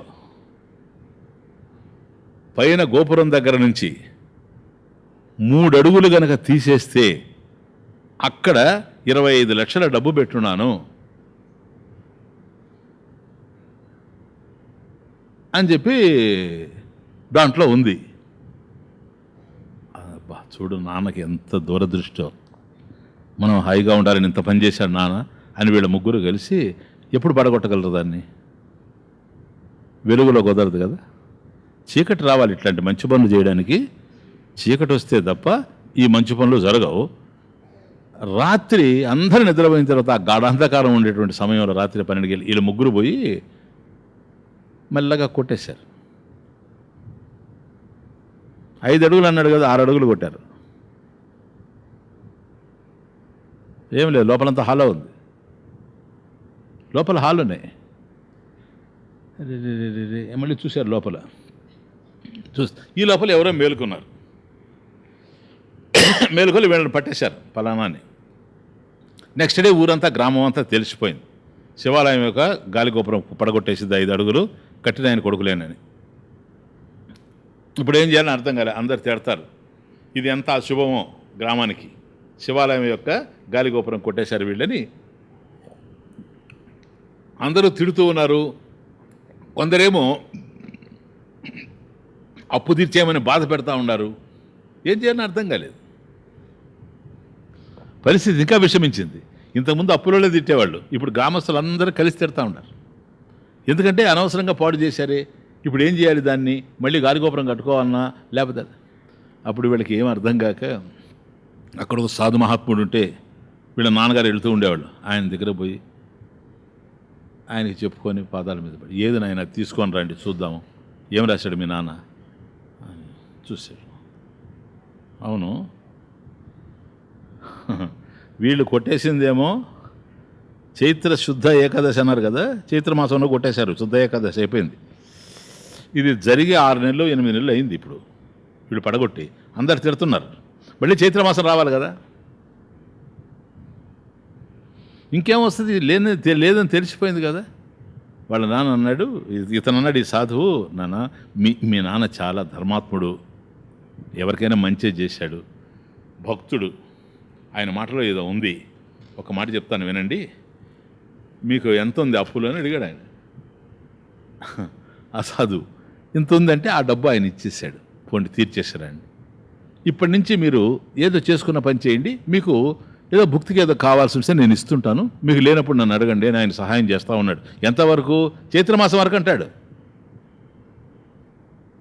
వచ్చింది చైత్ర శుద్ధ ఏకాదశి. వీళ్ళు ఆ ముందు రోజు నిద్రే లేదు. మరుసటి రోజు పోయి, సార్ వచ్చింది సార్, ఈరోజే సార్ ఏకాదశి, రా తీసుకొని రాపో, మీ నాన్నే రాశాడు. తీసుకొచ్చాడు. ఈ లోపల ఏం చేయించాడు పాపం ఆయన, వాళ్ళకి డబ్బులు ఇవ్వడమే కాకుండా వీళ్ళు పడగొట్టింది కూడా కట్టించాడు. 5 అడుగులు కదా, 5 అడుగులు మళ్ళీ కట్టించేసాడు. మామూలుగా వచ్చేసింది. అదే శిల్పి ఉన్నాడు, పూర్వం కట్టినవాడు, వాడే వచ్చాడు కట్టాడు. మళ్ళీ అంత సంప్రోక్షాలు చేసేసారు, పూజలు నడుస్తున్నాయి కదా, ఇప్పుడు మామూలుగా ఉంది అది. ఆ రోజు వీళ్ళని తీసుకొని వచ్చాడు. ఎక్కడరా మీ నాన్న పెట్టింది అన్నాడు. ఇదిగోనండి గాలిగోపురం దగ్గర లోతుగా 5 అడుగులు లోతులో పెట్టాడు అని అన్నాడు. అంతే. ఏది గాలిగోపురం ఏదన్న? అది చిన్నవా రైట్ రా అన్నాడు. ఆయన ఇచ్చే టైం ఇచ్చాడు, ఇన్ని గంటలకని. మొదటి జాము పూర్తి అయ్యేటప్పుడు అన్నాడు. నేరుగా అతని నీడ పడింది చూసారా, ఆ నీడను పట్టుకొని వచ్చాడు ఈ మహాత్ముడు. తీర నీడను పట్టుకొని అక్కడికి వెళ్ళాడు. ఆ గాలిగోపురంలో చివర కలిశాం, అక్కడి నుంచి 5 అడుగులు లెక్కటం అన్నాడు. అంటే అదంతా పడిపోయింది నీడ, ఆ ఛాయలో 5 అడుగులు లెక్క పడినాడు. ఆ 5 అడుగులు లెక్కెట్టారు. ఇక్కడ దవ్వండ్రా అన్నాడు. తవ్వితే 25 లక్షలు. నన్ను అడగబాకండి మీరు, భాగం అది కాదు. నేను it's a story, I tell you, సరేనా? ఎక్కడుంది అది, ఎక్కడ పెట్టావు, అది అంతా వద్దు ఇప్పుడు, సిబిఐ ఎంక్వైరీస్ అంతే. దొరికింది డబ్బు, హాయిగా ఆనందంగా జీవిస్తూ ఉండారు. తండ్రి రాసింది కరెక్టే, వీళ్ళు చదివింది కరెక్టే, అర్థం కాలే. అటువంటి చోట సత్యం తెలిసిన వాడు బోధిస్తే మనకు అర్థమవుతుంది తప్ప ఇంకొకడు బోధిస్తే అవకాశం లేదు. గనక మిథః శబ్దార్థం, మిథః కలిసి కలిసి. కాబట్టి గురుముఖత శాస్త్రాన్ని అధ్యయనం చేయాలి. అది జరిగిన తరువాత సంత్యక్త వాసనాత్ మౌనాత్. కాబట్టి వాసనా మౌనం కూడా జరిగిపోతుంది. కనుక ధృతే వాసనా ధృతే వాసనాత్ ఋతే నాస్త్యుత్తమం పదం. అర్జునుడి నాస్తి ఉత్తమం పదం. ఆ స్థితి కనుక వచ్చిందంటే ఇంతకు మించినటువంటి పరమోత్కృష్టమైనటువంటి స్థితి మరొకటి ఉండదు. కాబట్టి శాస్త్రాన్ని గురుముఖత చక్కగా అధ్యయనం చేయడం, చేసిన దాన్ని మననం చేయడం, సంశయాలు లేకుండా తయారు చేసుకోవడం, మనసులో ఉండేటువంటి ఈ భేదభావ ద్వైతం ఏదైతే ఉందో దాన్ని సంపూర్ణంగా సంత్యక్త వాసనాత్ మౌనాత్. అప్పుడు ఏ స్థితి అయితే మనకుంటుందో దానికి ఉత్తమం పదం నాస్తి, నాస్తి ఉత్తమం పదం. అంతకన్నా మించినటువంటి శ్రేష్టమైనటువంటి స్థితి ఉండదు. అనేంటి సర్వోత్కృష్టమైనటువంటి స్థితి. సర్వోత్కృష్టమైన స్థితి ఏది స్వామీజీ? మోక్షం. ఇంకేముంది? అదే మోక్షం. ప్లీజ్. కాబట్టి ఏది మనకు తెలిసినా ఒకటే గుర్తుపెట్టుకోండి, ఈ 2 శ్లోకాలు ప్రధానం, మిగతా అన్ని మామూలు, అందుకని వీటికే టైం తీసుకుంటున్నా. ఏదైనా నీకు తెలిసింది అంటే మాత్రం ప్లీజ్ అదే ప్రపంచం. నీకు తెలిసింది నీ ప్రపంచం, నాకు తెలిసింది నా ప్రపంచం. ఈశ్వర నిర్మితమైనటువంటి ప్రపంచం, ఈశ్వర సృష్టి ఉన్నట్లుగా తెలిసిందే. అది ఎవరికి తెలుస్తుందంటే ఈశ్వరుడికే తెలుస్తుంది. మనకు తెలిసే అవకాశం లేదు. అది జీవద్వైతం గనక. సరేనా? కాబట్టి ఉన్నది ఉన్నట్లుగా ఎవడు చూడగలడంటే ఈశ్వరుడే చూడగలడు. ఈశ్వరుడు చూడడం ఎందుకు? తన స్వరూపమే కదా. ఈశ్వర జ్ఞానం కలిగినటువంటి జ్ఞాని చూడగలడు. ఇంకొకడు చూసే అవకాశం లేదు. అది అతనికి. కాబట్టి మనకు మాత్రం ఈశ్వర నిర్మితమైనటువంటి జగత్తు ద్వైత ప్రపంచం మనకు గోచరించదు. మన బుద్ధిలో నుంచి ఏ ప్రపంచం అయితే తయారవుతూ ఉందో అది గోచరిస్తుంది. కాబట్టి నీకు ప్రపంచం ఉంది, నాకు ప్రపంచం ఉంది. నీకు ఏదైతే తెలుసో, నీకు తెలిసిందే నీ ప్రపంచం, నాకు తెలిసిందే నా ప్రపంచం. కాబట్టి బాధలు ఎక్కడ ఉన్నాయి? మనసులోనే ఉన్నాయి. ఎవరి మనసులో వాళ్ళ ప్రపంచం ఉంది. అర్థమవుతుంది? ఎవరి బాధలు వాళ్ళ మనసుల్లో ఉన్నాయి. కాబట్టి నా మనసులో ఉండే బాధల్ని తొలగించుకున్నంత మాత్రాన మీకు దుఃఖం దూరం కాదు. మీ మనసులో ఉండే బాధల్ని మీరు దూరం చేసుకున్నంత మాత్రాన నా దుఃఖం దూరం కాదు. కాబట్టి నా మనోనిర్మితమైనటువంటి వాసనలే నా దుఃఖానికి కారణమైతే వాటిని నేను తొలగించుకోవాలి తప్ప ఇంకొక విధంగా అవి పోయేందుకు అవకాశం లేదు. కాబట్టి ఈ మనసు ఎప్పుడూ దుఃఖభూయిష్టంగా ఉంది కనుక దీనిని దాటేయడం కన్నా మరొక మార్గం లేదు. కాబట్టి దృశ్యాన్ని అంటే తొలగించుకోవడము అంటే అది బంధహేతు అయినప్పుడే తొలగించుకోవాలి. మరి బంధహేతు ఎట్లా అయింది? మనసు వల్ల అయింది. కాబట్టి మనసును తొలగించుకోవాలి. మనసును బాగా అర్థం చేసుకోండి. అసలు మనసు అంటేనే ఏమిటో నీకు తెలియనప్పుడు దాన్ని తొలగించుకునేది ఏంటని. నువ్వు ఒకదాన్ని తొలగించాలంటే అది ఏమిటో నీకు తెలిసి ఉండాలన్నా లేదా అని అడుగుతున్నాను నేను. కాబట్టి మనసు అంటే ఏంటో తెలిసి ఉండాలి. మనసు అంటే ఏదో కాదు, జలప్రవాహమే నది, సంకల్ప ప్రవాహమే మనసు. నిరంతరం మన మనసులో నడిచేటువంటి సంకల్పాల యొక్క హోరు ఏదైతే ఉందో అదే మనసు. సంకల్పాలన్నీ ఆగిపోతే అమనస్కం. కాబట్టి ఆ సంకల్పాల్లో కూడాను ఈశ్వర నిర్మితమైనటువంటి సృష్టిని అలాగే చూడగలిగితే విషన్, అది ఇట్స్ ఎ విషన్. మనది విషన్ కాదు, వెర్షన్. నా మనసులో ఏది ఉందో అది చూస్తాను నేను. కాబట్టి ఈ యొక్క దోషాన్ని కనుక మనం తొలగించుకున్నట్లయితే ఈశ్వరుడు, ఈశ్వర జ్ఞానము, ఈశ్వర నిర్మితమైనటువంటి సృష్టి ఇవన్నీ వేరుగావు గనక సర్వం విష్ణుమయం జగత్, సర్వం కలివిదం బ్రహ్మ, ఇదం సర్వం బ్రహ్మ ఏవ, బ్రహ్మైవేదం సర్వం. ఇది ఓకే. నెక్స్ట్, విక్షిప్యతే కదాచిద్ధీః కర్మణా భోగదాయినా పునః సమాహితా సా స్యాత్ తథైవాభ్యాస పాఠవాత్.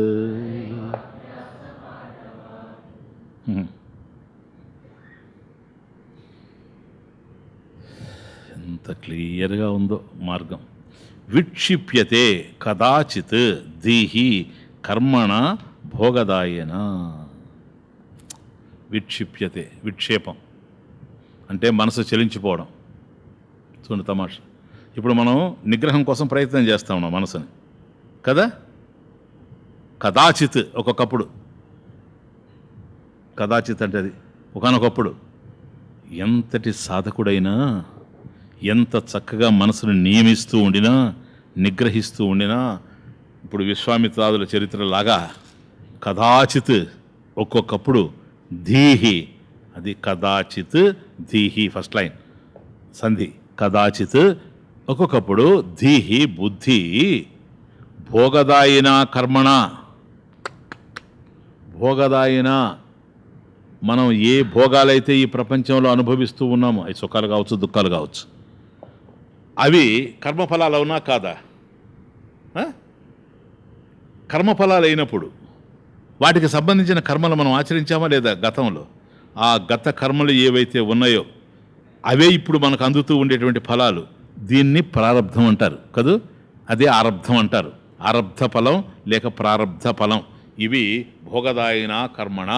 మనం ఈ ప్రపంచంలో అనుభవించేటువంటి సుఖదుఖాది భోగాలకి ఏ కర్మలైతే కారణమై ఉన్నాయో, సుఖదుఖాలు ఫలాలు, కర్మ ఫలాలు, ఇవి అనుభవించడం వెనుక కర్మలు ఉన్నాయి గతంలో మనం ఆచరించినవి. ఇంతవరకు సంచితం అంటూ వచ్చాం. ఈ జన్మలో ఒకటి అనుభవిస్తూ ఉన్నాం, అది ప్రారబ్ధమైంది. ఈ ప్రారబ్ధం కారణంగా విక్షిప్యతే, మనసు విక్షేపం చెందుతుంది. చూడండి, ఇది ఎంత చూడండి, ఎంత క్రిటికల్ పాయింట్స్ ఇవన్నీ జీవితంలో. అంత తేలిక ఆధ్యాత్మిక సాధనలు అంటే పిచ్చి పిచ్చిగా ఆలోచనలు చేస్తే ఇవన్నీ ఆధ్యాత్మిక విషయాలు అవుతాయా? ఇంత శాస్త్రం అలం చాలు అన్నంతవరకు అధ్యయనం చేసినవాడు, గురుముఖత మిథ సంవాద రూపంలో సంశయాలని కూడా నివృత్తి చేసుకున్నటువంటి వాడు, చక్కగా అమనస్కాన్ని కొనసాగించగలిగేటువంటి వాడు, నిరంతరం ఏదో అవసరమైతే తప్ప, అది కూడా నియతి గనక స్వకర్మణ తమభ్యర్చ్య సిద్ధిమిందతి మానవ. కాబట్టి మనసులో ఒక అంతఃకరణ శుద్ధి జరగడం కోసంగా, మనసులో ఒక పవిత్రత ఉండడం కోసం కానీ కర్మలు చేస్తూ ఉన్నాడు కనుక స్వకర్మణ స్వస్య కర్మణ, తను ఏ కర్మ అయితే చేస్తూ ఉన్నాడో అది ధర్మపూరితంగా చేస్తూ, ధర్మరూపంలో ఉన్న దైవమే గనక దైవాన్ని ఆరాధించేటట్టుగా పనిని పూజగా మార్చుకొని చేస్తూ ఉండినా అంత పవిత్రంగా నడిచేటువంటి బుద్ధి ఒక్కసారి దారి తప్పే అవకాశం ఉంది. ఇప్పుడు అర్థమవుతుంది. ఇప్పుడు అటువంటి వాడిది కూడా ఎప్పుడు కదాచిత్ ఒక్కొక్కప్పుడు. ఎందుకని స్వామీజీ అట్లా తిరుగుతుంది? భోగదాయన కర్మణ, ప్రారంధ కర్మంగా ఉంది గనక. ఈ ప్రారంధ కర్మం చేత ఇట్లా అవుతుంటుంది నాయన. అప్పుడు ఏం చేయాలి? పునః, థర్డ్ లైన్, అగైన్, పునః మళ్ళీ ఏం చేయాలని తెలుసా? అభ్యాస పాఠవాత్, లాస్ట్ లైన్, తథైవ అభ్యాస పాఠవాత్, తథా ఏవా, అట్లాగే అని ఒక అర్థం. తథైవ అప్పుడే, అక్కడే, అట్ వన్స్, అట్ వన్స్.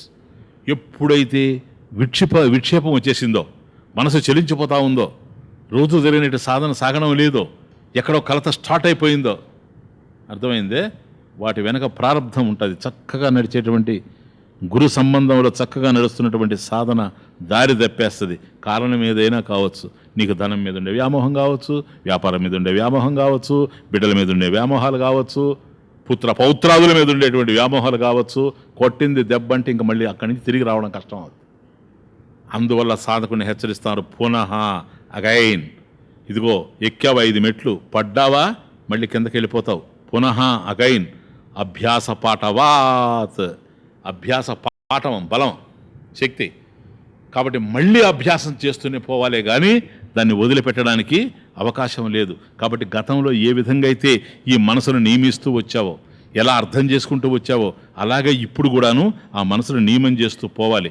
వదిలిపెట్టావా సుడిగుణం తయారైపోతుంది. తరంగాయి తాపేమే సంగాత్ సముద్రాయంతి.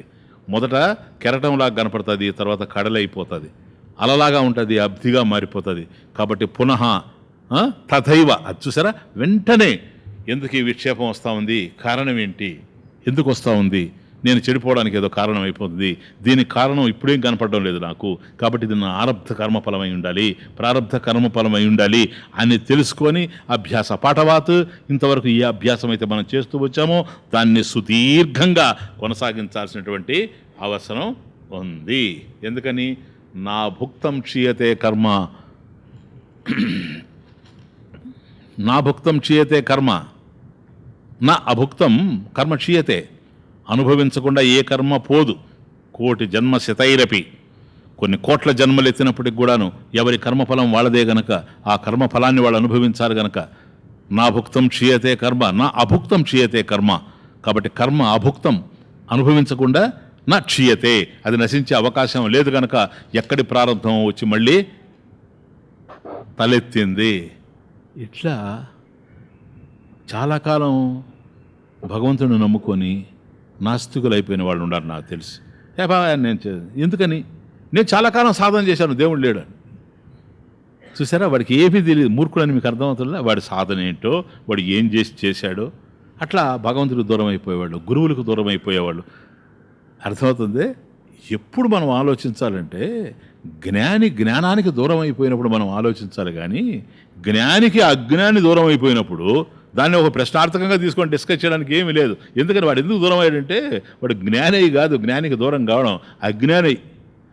జ్ఞాని అయితే అజ్ఞానికి కూడా దూరం కాడు. ఎందుకని? అజ్ఞాని దగ్గర అజ్ఞానం ఉంది కానీ జ్ఞాని దగ్గర లేదు. That's the point. ఈశ్వర నిర్మితమైనటువంటి జగత్తు ఇక్కడ ఏది ఎందుకు ఎలా జరుగుతూ ఉందో తనకు తెలుసు. వీటిని అర్థం చేసుకోగలడు. అది జ్ఞాని యొక్క. ఏది జరుగుతూ ఉండినా కూడా నైవేకించిత్ కరోమీతి, అది జ్ఞాని యొక్క అర్థం. కనుక ఈ విషయాల్లో ఎక్కడెక్కడైతే ప్రారంధాలు తలెత్తుతూ ఉంటాయో అక్కడ పడవలు తారుమారైపోతూ ఉంటాయి, నావలు మునిగిపోతూ ఉంటాయి. అందుకని మహామహా గురువులు కూడా కొందరిని బాగు చేయలేక చేతులు ఎత్తేశారు. చాలు నాయన, ఈ మహానుభావులు మనం బాగు చేయలేము అని చేతులు ఎత్తేసినటువంటి పరిస్థితి. కారణం ప్రారంధమే ప్రధానంగా ఉంటుంది. కాబట్టి ప్రారంధ కర్మ విశేషం చేత పతనము రావచ్చు. అండర్స్టాండ్? కర్మనా భోగదాయన అంటే అందుకని నేను దుఃఖం కావచ్చు, సుఖం కావచ్చు. కాబట్టి కర్మ ఫలము ఎటైనా రావచ్చు. పతనమే వస్తుందని చెప్పడానికి లేదు. పతనం వచ్చిందా విక్షేపం. ఒక్కొక్కప్పుడు ప్రగతి కూడా ఉంటుంది, ఊహించనటువంటి ప్రగతి ఉంటుంది.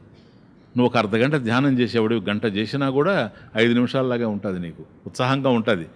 అది ఏదో గతంలో నువ్వు చేసినటువంటి పుణ్యకర్మ ఫల విశేషంగా అది ఉంటుంది. అర్థమవుతుంది.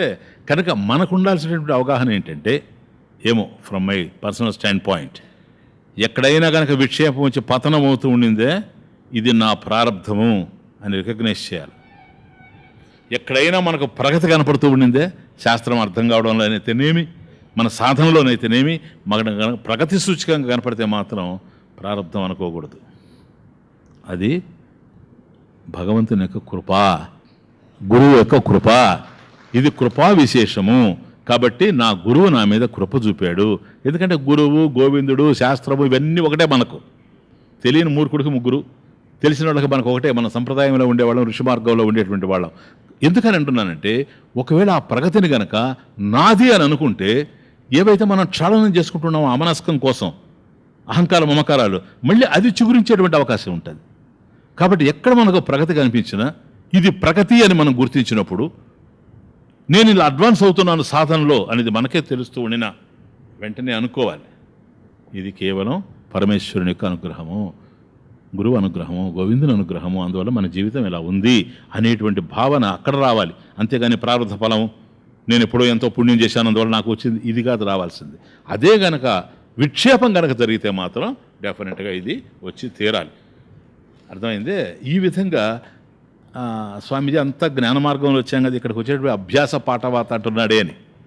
ఇప్పుడు కర్మ వల్ల జ్ఞానం రాదు, సరేనా? కానీ జ్ఞానం రావడానికి కర్మ ఏదోటి చేయాలి. నువ్వు శాస్త్రాన్ని శ్రవణం చేయడం కూడా కర్మే బాబు, మననం చేయడం కర్మే, నిధిధ్యాస కర్మే, ధ్యానం కర్మే. కర్మను వదిలిపెట్టి పోలేవు. కాకపోతే అది బంధహేతు అవునా కాదా అనేదే ప్రధానం. బాగా అర్థం చేసుకోండి.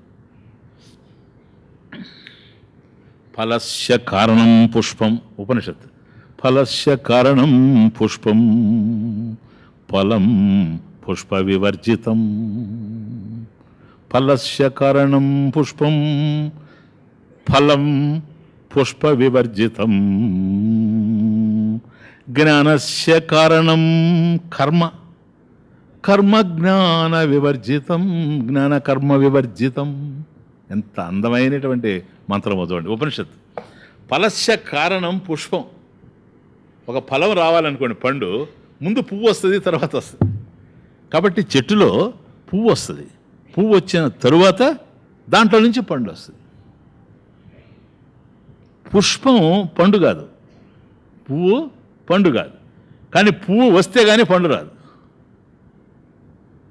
అదే పండు నువ్వు ఏదైతే ఆరగిస్తూ ఉన్నావో, ఫలం పుష్ప వివర్జితం. నువ్వు అనుభవించేటువంటి పండు ఏదైతే ఉందో మధురంగా, అది పుష్పం లేకుండా ఉంది, కానీ పుష్పంతో కలిసి లేదు, కర్మ లేకుండానే ఉంది. కాబట్టి ఇక్కడ కూడాను జ్ఞానస్య కారణం కర్మ, మోక్షస్య కారణం కాదు. అది డిఫరెన్స్ చూడండి. మోక్షస్య కారణం జ్ఞానం, జ్ఞానస్య కారణం కర్మ. కాబట్టి గురువు దగ్గర అధ్యయనం చేస్తున్నాం, శ్రవణం కర్మ, మననం కర్మ, నిధిధ్యాసనం కర్మ, ఇవన్నీ కూడా కర్మలు. కాబట్టి జ్ఞానస్య కారణం కర్మ. అట్లనే జ్ఞానం వచ్చిన తర్వాత కర్మ ఉందే, పండు వచ్చిన తర్వాత పువ్వు ఉందే. జ్ఞానం కర్మ వివర్జితం, ఫలం పుష్ప వివర్జితం. ఇది కాబట్టి అభ్యాస పాఠవాత్ దీన్ని చేసుకుంటూ పోతూ ఉండాలి. కాబట్టి ఇప్పటికే శాస్త్రాన్ని వదలకూడదు. ఇప్పుడు చూచారా, భవత నిశ్చయదార్ఢ్యాత్ ఊర్ధ్వం శాస్త్రరక్షణం. నారద మహర్షి భవతు అగుగాక ఏంటి? నిశ్చయదార్ఢ్యాత్, దృఢమైనటువంటి నిశ్చయం. భగవంతుని విషయంలో, శాస్త్రం విషయంలో దృఢమైనటువంటి నిశ్చయం. గురుముఖత ఏదైతే శ్రవణం చేశాడో అది దృఢంగా నిలిచిపోయింది. నిశ్చయదార్ఢ్యాత్ ఊర్ధ్వం, ఆ తరువాత శాస్త్రరక్షణం భవతు. దృఢంగా నువ్వు విశ్వసించి సందేహాలు లేకుండా, అంటే ఎప్పుడు మననం యొక్క స్థాయి దాటిన తర్వాత, సందేహ నివారణం అంటే మననం కూడా అయిపోయింది, శ్రవణ మననాదులు అయినప్పటికీ కూడాను శాస్త్రరక్షణం భవతు, శాస్త్రాన్ని రక్షిస్తూనే పోవాలి. ఎందుకని? నీ నిధిధ్యాసలో విక్షేపం కొట్టినా మళ్ళీ శాస్త్రమే నీకు దిక్కు. అర్థమవుతుంది? అంటే గురువు కదా అంటావు, గురువు చెప్పే శాస్త్రమే. గురువు శాస్త్రం రెండు కావు, శాస్త్రము శాస్త్రి ఇద్దరు ఒకటే. శాస్త్రం కలిగిన వాడు శాస్త్రి, జ్ఞానం కలిగిన వాడు గురువు. జ్ఞానం లేదు స్వామీజీ, టీవీలో మాట్లాడతాడు, దానికి పనికొస్తాడు, జ్ఞానానికి పనికిరాడు. అర్థమవుతుంది ఇప్పుడు? కాబట్టి ఎట్టి పరిస్థితుల్లో కూడాను భవత నిశ్చయదార్ఢ్యాత్ ఊర్ధ్వం శాస్త్రరక్షణం, నిశ్చయదార్ఢ్యాత్ ఊర్ధ్వం శాస్త్రరక్షణం భవతు. సూత్రం, తర్వాత సూత్రం ఏమంటాడు తెలుసు నారద మహర్షి? అన్యథా పాతిత్యాశంకయ. ఒక్కవేళ కనుక వదిలేస్తాను, నాకేదో జ్ఞానం వచ్చేసింది, నేను వేదాంత పంచదశను 1536 శ్లోకాలు విన్నాను, therefore I leave this అని కానీ అన్నాడా, పాతిత్యాశంకయ, పతనమైపోయేటువంటి పరిస్థితి ఉంటుంది. ఎందుకని? నువ్వు జ్ఞానివి కాలేదు ఇంకా. భూమిని విడిచి సాము చేయబాక నాయనా, మంచిది కాదు. ఏమి ఇంతవరకన్నా బాడీలో ఎముకలు ఉన్నాయి, నేల విడిచి కనుక సాము చేస్తే ఎముకలు కూడా విరిగిపోతాయి. కనుక మనం జ్ఞానాన్ని విన్నంత మాత్రాన అంత స్థాయిలో మనం లేము. ఆ స్థాయిలోకి రావాలంటే అభ్యాస పాఠవాత్ పునః సమాహిత, సా సమాహిత స్యాత్. అది మంచి నిశ్చలమైనటువంటి బుద్ధిని నువ్వు తయారు చేసుకుంటూ పోవాలి. అన్యదా పాతిత్య శంకయ. ఇప్పుడు పిల్లవాడు ఉన్నాడనుకో, వాడిని ఎత్తుకొని ఉంటుంది కొంతకాలం తల్లి, ఆ తర్వాత వాడిని నడిపించి తీసుకుపోతూ ఉంటుంది బజార్కి. చిన్నాడు ఇట్లా వేస్తూ ఉంటాడు, అక్కడక్కడ 4 ఏళ్ళకి పోవాలి, ఆ పక్కడికి వెళ్ళి 4వ ఇంట్లో మాట్లాడి రావాలనుకో, వాడిని పట్టుకొని తీసుకుపోతూ ఉంటుంది. ఎందుకంటే వాడికి నడక రావాలనే ఉద్దేశం చేత.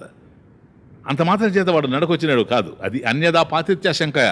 వాడు కనుక సడన్గా తల్లి చేయ కనుక వదిలేసాడో టప్పున పడిపోతాడు.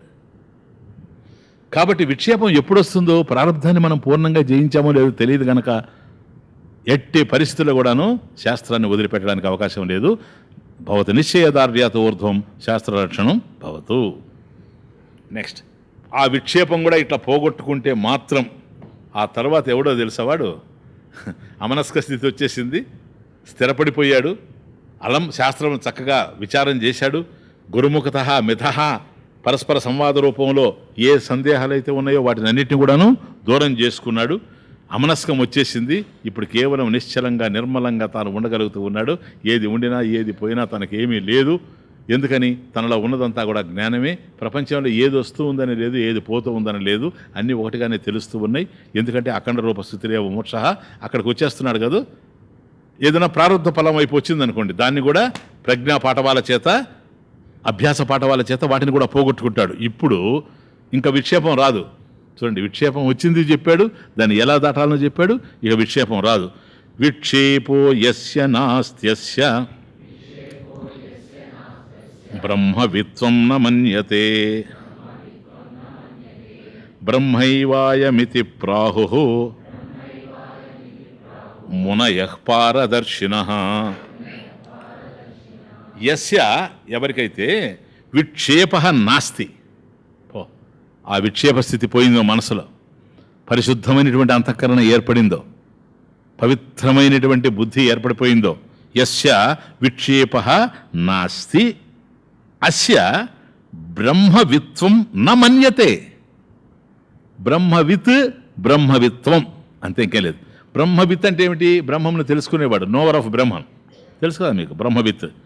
ఇప్పుడు ఈ దశలో విక్షేపం ఎవరికైతే సంపూర్ణంగా లేకుండా పోయిందో, యస్య విక్షేప నాస్తి అస్య బ్రహ్మవిత్వం న విద్యతే, వాణ్ణి బ్రహ్మవిత్ అనడానికి లేదు. ఇక అది సంపూర్ణంగా విక్షేపం పోయింది. ఇంకా ఏ విధమైన ప్రతిబంధకాలు లేవు.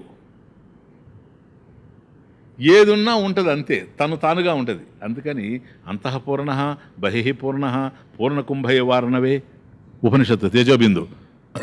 అంతఃశూన్య బహిశూన్య శూన్యకుంభయ వారణవే. ఒక కుండను కనుక తీసుకొచ్చి అలా ఆకాశంలో పెడితే లోపల ఆకాశమే, బయట ఆకాశం, శూన్య కుంభం, లోపల ఏం లేదు దానికి. దాన్నే తీసుకెళ్ళి నీళ్ళల్లో ముంచితే పూర్ణం. ఏం పూర్ణం? బయట నీళ్ళే, లోపల నీళ్ళే, అంతే. ఎక్కడ ఉంటే అక్కడ అడ్జస్ట్ అయిపోద్ది అంతే, ఇంకేమీ లేదు. తనదంటూ ఏమీ లేదు, తనకంటూ ఏమీ లేదు. అది పూర్ణస్థితి. అది శూన్యమైన పూర్ణమైన ఒకటే, తనలో ఏ విధమైనటువంటి మార్పు లేనిటువంటి స్థితి. కాబట్టి విక్షేప యస్య నాస్తి, యస్య విక్షేప నాస్తి అస్య బ్రహ్మవిత్వం నమన్యతే. వీడిని బ్రహ్మవిత్, బ్రహ్మమును తెలుసుకుంటూ ఉండడనడానికి లేదు. ఎందుకని? బ్రహ్మైవాయమితి ప్రాహుః, అయం బ్రహ్మ ఏవా. వాడు బ్రహ్మవిత్ కాదు, బ్రహ్మమును తెలుసుకునేవాడు కాడు. He is not the knower of Brahman, he is Brahman himself. అది వాడే బ్రహ్మం. బ్రహ్మమును తెలుసుకునేవాడు లేడు ఇక్కడ. బ్రహ్మమును తెలుసుకుంటూ ఉన్నాడంటే తనకన్నా అన్యంగా తెలుసుకుంటున్నాడు అని అర్థం. అన్యంగా తెలుసుకోవడానికి రెండవది లేని లేదు, తానే బ్రహ్మం. ఇది అని ప్రాహుః చెప్పారు. ఎవరు? మునయః, మునులు, మహర్షులు చెప్పారు. ఎవరా మహర్షులు? పారదర్శినః.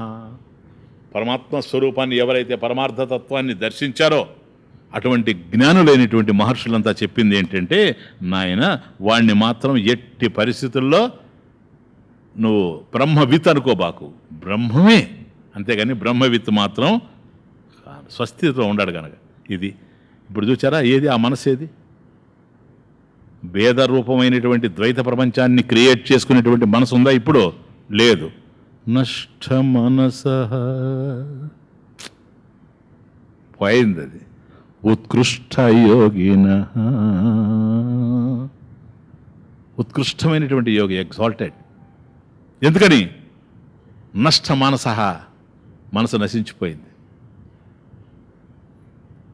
ఉంది, అమనస్కంగా ఉంది. Mind is no mind at all. ఇంతకుముందు ఉన్నటువంటి మైండ్ కాదు ఇది. అది బంధాన్ని సృష్టించే మనసు. ఇదే అన్నిటినీ ఆహ్వానించే మనసు, అన్నిటినీ హక్కుని చేర్చుకునే మనసు. ఇది ఎంత విశాలమైందో, ఊహకు అందనటువంటి మనసు, కదలని మనసు, చెదరని మనసు, ప్రశాంతమైనటువంటి చిత్తం, సాక్షాత్ నిర్వికల్పంగా ఉండేటువంటి చిత్తం.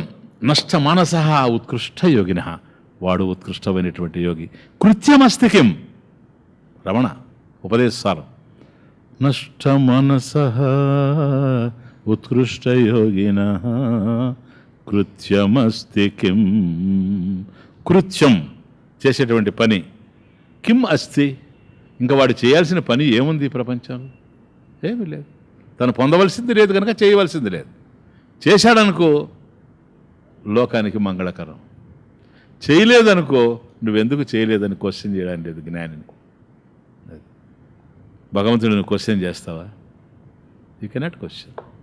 జ్ఞానిని క్వశ్చన్ చేస్తావా? చేయడానికి లేదు. ఎందుకని? జ్ఞానము భగవంతుని జ్ఞానం అని రెండు లేవు సార్. ఇక్కడ జ్ఞానం ఒకటే, అద్వైత జ్ఞానం, అఖండ రూప స్థితి. కనుక కృత్యమస్తి కిం స్వస్థితిం యతః. కాబట్టి ఆ యతి పురుషుడు ఎక్కడున్నాడంటే స్వస్థితిం, తన స్థితిలోనే తానున్నాడు. అఖండ రూప బ్రాహ్మీ స్థితిలో తనకు తానుగా ఆత్మానంద స్వరూపుడై ఆత్మన్యేవాత్మనా స్థితః తుష్టః సంతుష్టః. ఇది దర్శనాదర్శనే హిత్వా స్వయం కేవల రూపతః యస్తిష్టతి సతు బ్రహ్మన్ బ్రహ్మణ బ్రహ్మవిత్ స్వయం. అది వాడు బ్రహ్మవిత్ గాడు నా బ్రహ్మవిత్ స్వయం బ్రహ్మ. అది వాడే బ్రహ్మం, ఇంకా బ్రహ్మమును తెలుసుకునేవాడు కాదు. ఇప్పుడు మనం ఏమన్నాము ఇంతకుముందు తైత్రేయంలో?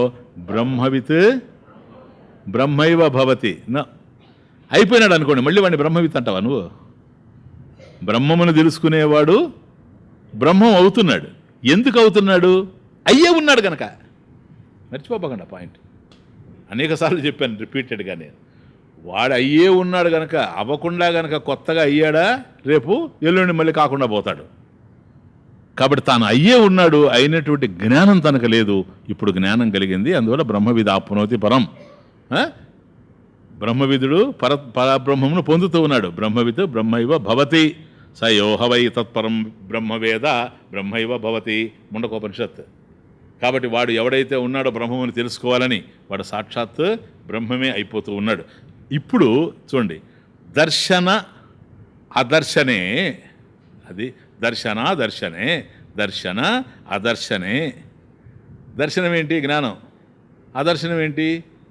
అజ్ఞానం. దర్శనాదర్శనే హిత్వా. చూచారా?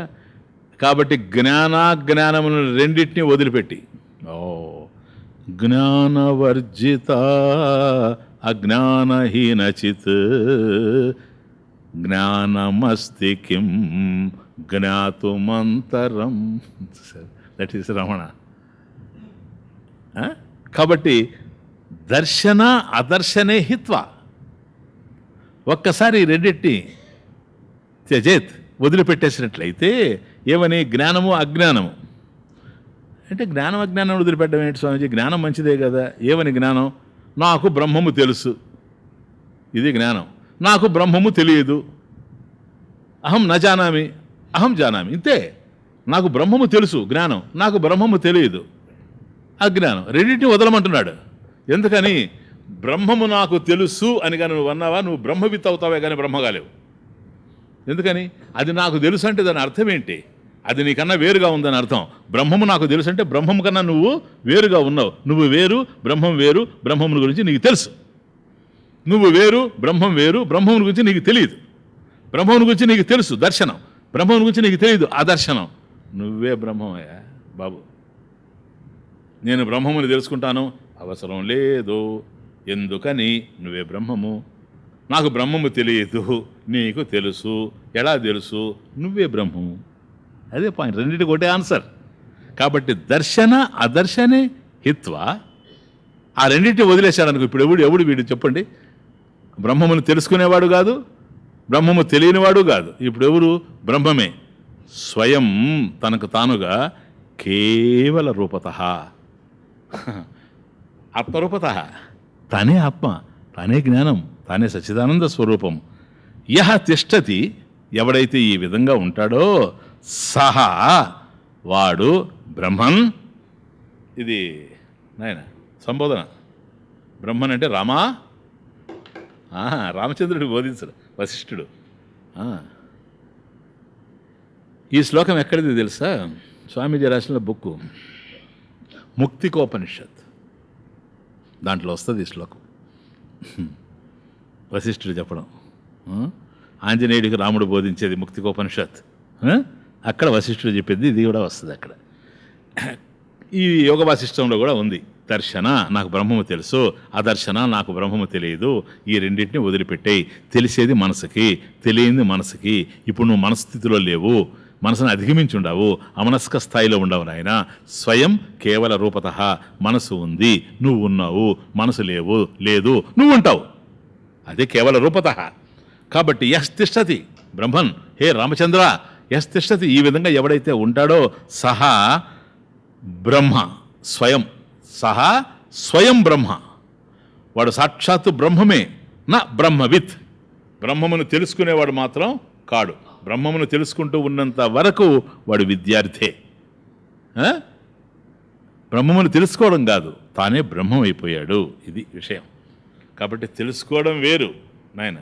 అందువల్ల ఇక్కడ ఒక చిన్న పొరపాటు ఏం చేస్తారంటే, ఇది ఎక్కడో దారి తప్పి, చాలా ఇంపార్టెంట్ పాయింట్.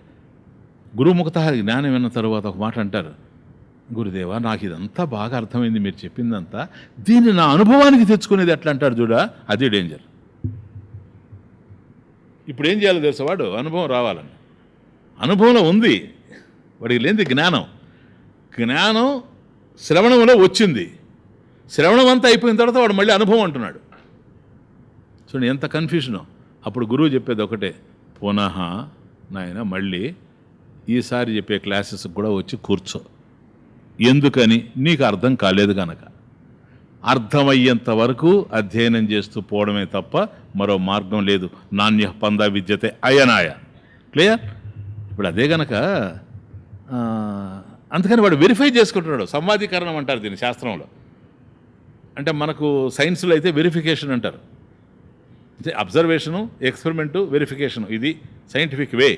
ఒకదాన్ని అబ్జర్వ్ చేయడం, తర్వాత దాన్ని ప్రయోగం చేయడం, ప్రయోగం చేసిన తర్వాత నేను చేసిన ప్రయోగం సరిగా ఉందా లేదా చూసుకోవడం, దట్ ఈజ్ సంవాదీకరణం. దాన్ని ఇంగ్లీష్లో మనం వెరిఫికేషన్ అంటాం. వీడు ఆత్మజ్ఞానాన్ని వెరిఫై చేస్తాడు. వచ్చిన బాధ ఇప్పుడు మీకు అర్థమవుతుంది. అయ్యా ఇది కాశీ ఇలా ఉంటుంది అని చెప్పారు, తిరుమణామలై ఇట్లా ఉంటుంది, కార్తీక దీపోత్సవం ఈ విధంగా జరుగుతుంది అని చెప్పారనుకోండి. కార్తీక దీపోత్సవం పోయి అక్కడ జరిగిందా లేదని వెరిఫై చేసుకోవచ్చు వాడు. అది అనుభవం అంటే. అంటే ఇక్కడ శ్రవణం చేశాడు మన దగ్గర, కార్తీక దీపోత్సవం అంటే ఎట్లా ఉంటుంది, కార్తీక మాసంలో తిరువణామలలో ఏ విధంగా జరుగుతుంది జ్యోతిర్లింగం దగ్గర అనేది వాడు ఇప్పుడు మన దగ్గర విని శ్రవణం చేశాడు కదా. ఈ కాలంలో శ్రవణం చేశాడు, ఆ కాలంలో రేపు ఎప్పుడో ఒక 4 నెలల తర్వాత వెళ్ళి దాన్ని వెరిఫై చేసుకుంటాడు. అది అవునా కాదా స్వామీజీ చెప్పిందని. అది వెరిఫికేషన్ అంటే. అది పాము కాదురా తాడు అంటే వీడేంది వెరిఫై చేసేది? ప్రబోధ సమయే, అది ఆచార్యుల వారు చెప్పి, ప్రబోధ సమయే స్వాత్మానమేవ అద్వయం. గురువు బోధించేటప్పుడే నీకు జ్ఞానం రావాలి సార్, అనుభవం కాదు. అనుభవం అంటే అనుభవించేవాడు, అనుభవింపబడేది, ఇవన్నీ వస్తాయి. కాబట్టి కాశీనగరానికి పోయి ఆ తర్వాత అక్కడ ఫలాంది ఉందా లేదా అని చెప్పాడే అని నువ్వు వెరిఫై చేసుకోవడానికి ఇది అట్లాంటిది కాదు. ఇది అపరోక్ష జ్ఞానం, ఇమ్మీడియట్ అవేర్నెస్, నీకు వెంటనే కలిగేటువంటిది. సరేనా? ఇది జ్ఞానం. నెక్స్ట్, జీవన్ముక్తే పరాకాష్ఠ జీవద్వైత వివర్జనాత్ లభ్యతే సావతోత్రేద లభ్యతే సావతోత్రేదం ఈషద్వైతాద్వివేచితం. ఒకరికి జస్ట్ 2 minutes జాగ్రత్తగా ఈ శ్లోకంలో సంధి భిన్నంగా ఉంది, జాగ్రత్తగా చూసుకో. జీవన్ముక్తే హే పరాకాష్ఠ జీవద్వైత వివర్జనాత్ అయిపోయింది. ఇప్పుడు మన బంధానికి కారణం ఏంటి? ఈశ్వర నిర్మితమైనటువంటి ద్వైతం కాదు. చాలా అద్భుతమైన ప్రకరణం కదా ఇది. చూడండి, కేవలం జీవ నిర్మితమైనటువంటి ద్వైత ప్రపంచమే బంధహేతువుగా ఉంది, కానీ ఈశ్వర నిర్మితమైనటువంటి మంగళకరంగా తోచేటువంటి ద్వైత ప్రపంచం బంధహేతువు కాదు. తేలిపోయింది కదా. ఇప్పుడు ఏం చేయాలి? ఈ జీవద్వైతం, జీవ నిర్మితమైనటువంటి భేద ప్రపంచం ఏదైతే మనం మనసులో సృష్టించుకుని ఉన్నామో జీవద్వైత వివర్జనాత్, దాన్ని కనుక సంపూర్ణంగా మనసులో కనుక తొలగించేసుకుంటే అదే జీవన్ముక్తి, అదే పరాకాష్ఠ. జీవన్ముక్తే పరాకాష్ఠ, ఇది జీవన్ముక్తే. జీవించి ఉండగానే మోక్షం, ఆనందంగా ఉండడం, నిన్ను కదిలించే శక్తి దేనికి లేదు.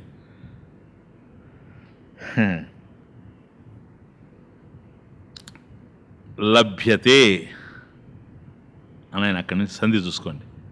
లభ్యతే సావతోత్రేదం, లభ్యతే అసౌ, అసౌ అతః, సావా ఉంది కదా, అసౌ అతః అత్ర ఇదం, అత్రేదం, అత్ర ఇదం. సో అసౌ అతః అత్ర ఇదం ఈషద్వైతాత్ వివేచితం. అది కాబట్టి ఈ కారణం చేత అతః అత్ర ఈ ద్వైత ప్రకరణమునందు ఈ విధంగా ఈశ్వర నిర్మితమైనటువంటి ద్వైతము నుండి జీవ నిర్మితమైనటువంటి ద్వైతాన్ని వివేచితం, వేరు చేయబడింది. కాబట్టి రెండు ద్వైత ప్రపంచాల్ని, అదే కదా ఫస్ట్ శ్లోక, జీవ నిర్మితమైనటువంటిది, ఈశ్వర నిర్మితమైనటువంటిది. ఈశ్వర నిర్మితమైనటువంటిది బంధహేతు కాదు, జీవ నిర్మితమైనటువంటి ద్వైతమే బంధహేతు. కనుక ఈ రెండింటిని చూపెట్టి ఈ జీవద్వైతం నుండి మనం బయటపడితే సరిపోతుంది. ఇదంతా కూడా మనదంతా ఎస్టిమేటెడ్ వాల్యూస్, ఇవన్నీ కూడాను ఒరిజినల్ వాల్యూస్ కావు. ఉన్నటువంటిది ఏంటంటే కేవలం పరమేశ్వరుని యొక్క స్వరూపమే. అదే జగద్రూపంలో ఉంది. ఎలాగూ మట్టి కొండ రూపంలో ఉంది, సముద్రమే అలల రూపంలో ఉంది. అలలు సముద్రం కన్నా భిన్నం కాదు. ఈశ్వర జగత్ ఏదైతే ఉందో ఇది ఈశ్వరుని కన్నా భిన్నం కాదు. ఎందుకంటే ఆయన జ్ఞానస్వరూపుడే. ఇక్కడ ఉన్నది కూడా జ్ఞానమే, నియతి రూపంలో, ఆర్డర్ రూపంలో జ్ఞానమే ఉంది. నువ్వు తయారు చేసుకుంటున్నావు తెలుసా, ఇది దుఃఖానికి కారణమవుతా ఉంది. ఇది ఈశ్వర నిర్మితమైనటువంటి ద్వైత ప్రపంచం కాదు, ద్వైత నిర్మితమైనటువంటి ద్వైత ప్రపంచం అనేది ద్వైత ప్రకరణం 4వ ప్రకరణం సమాప్తమైంది.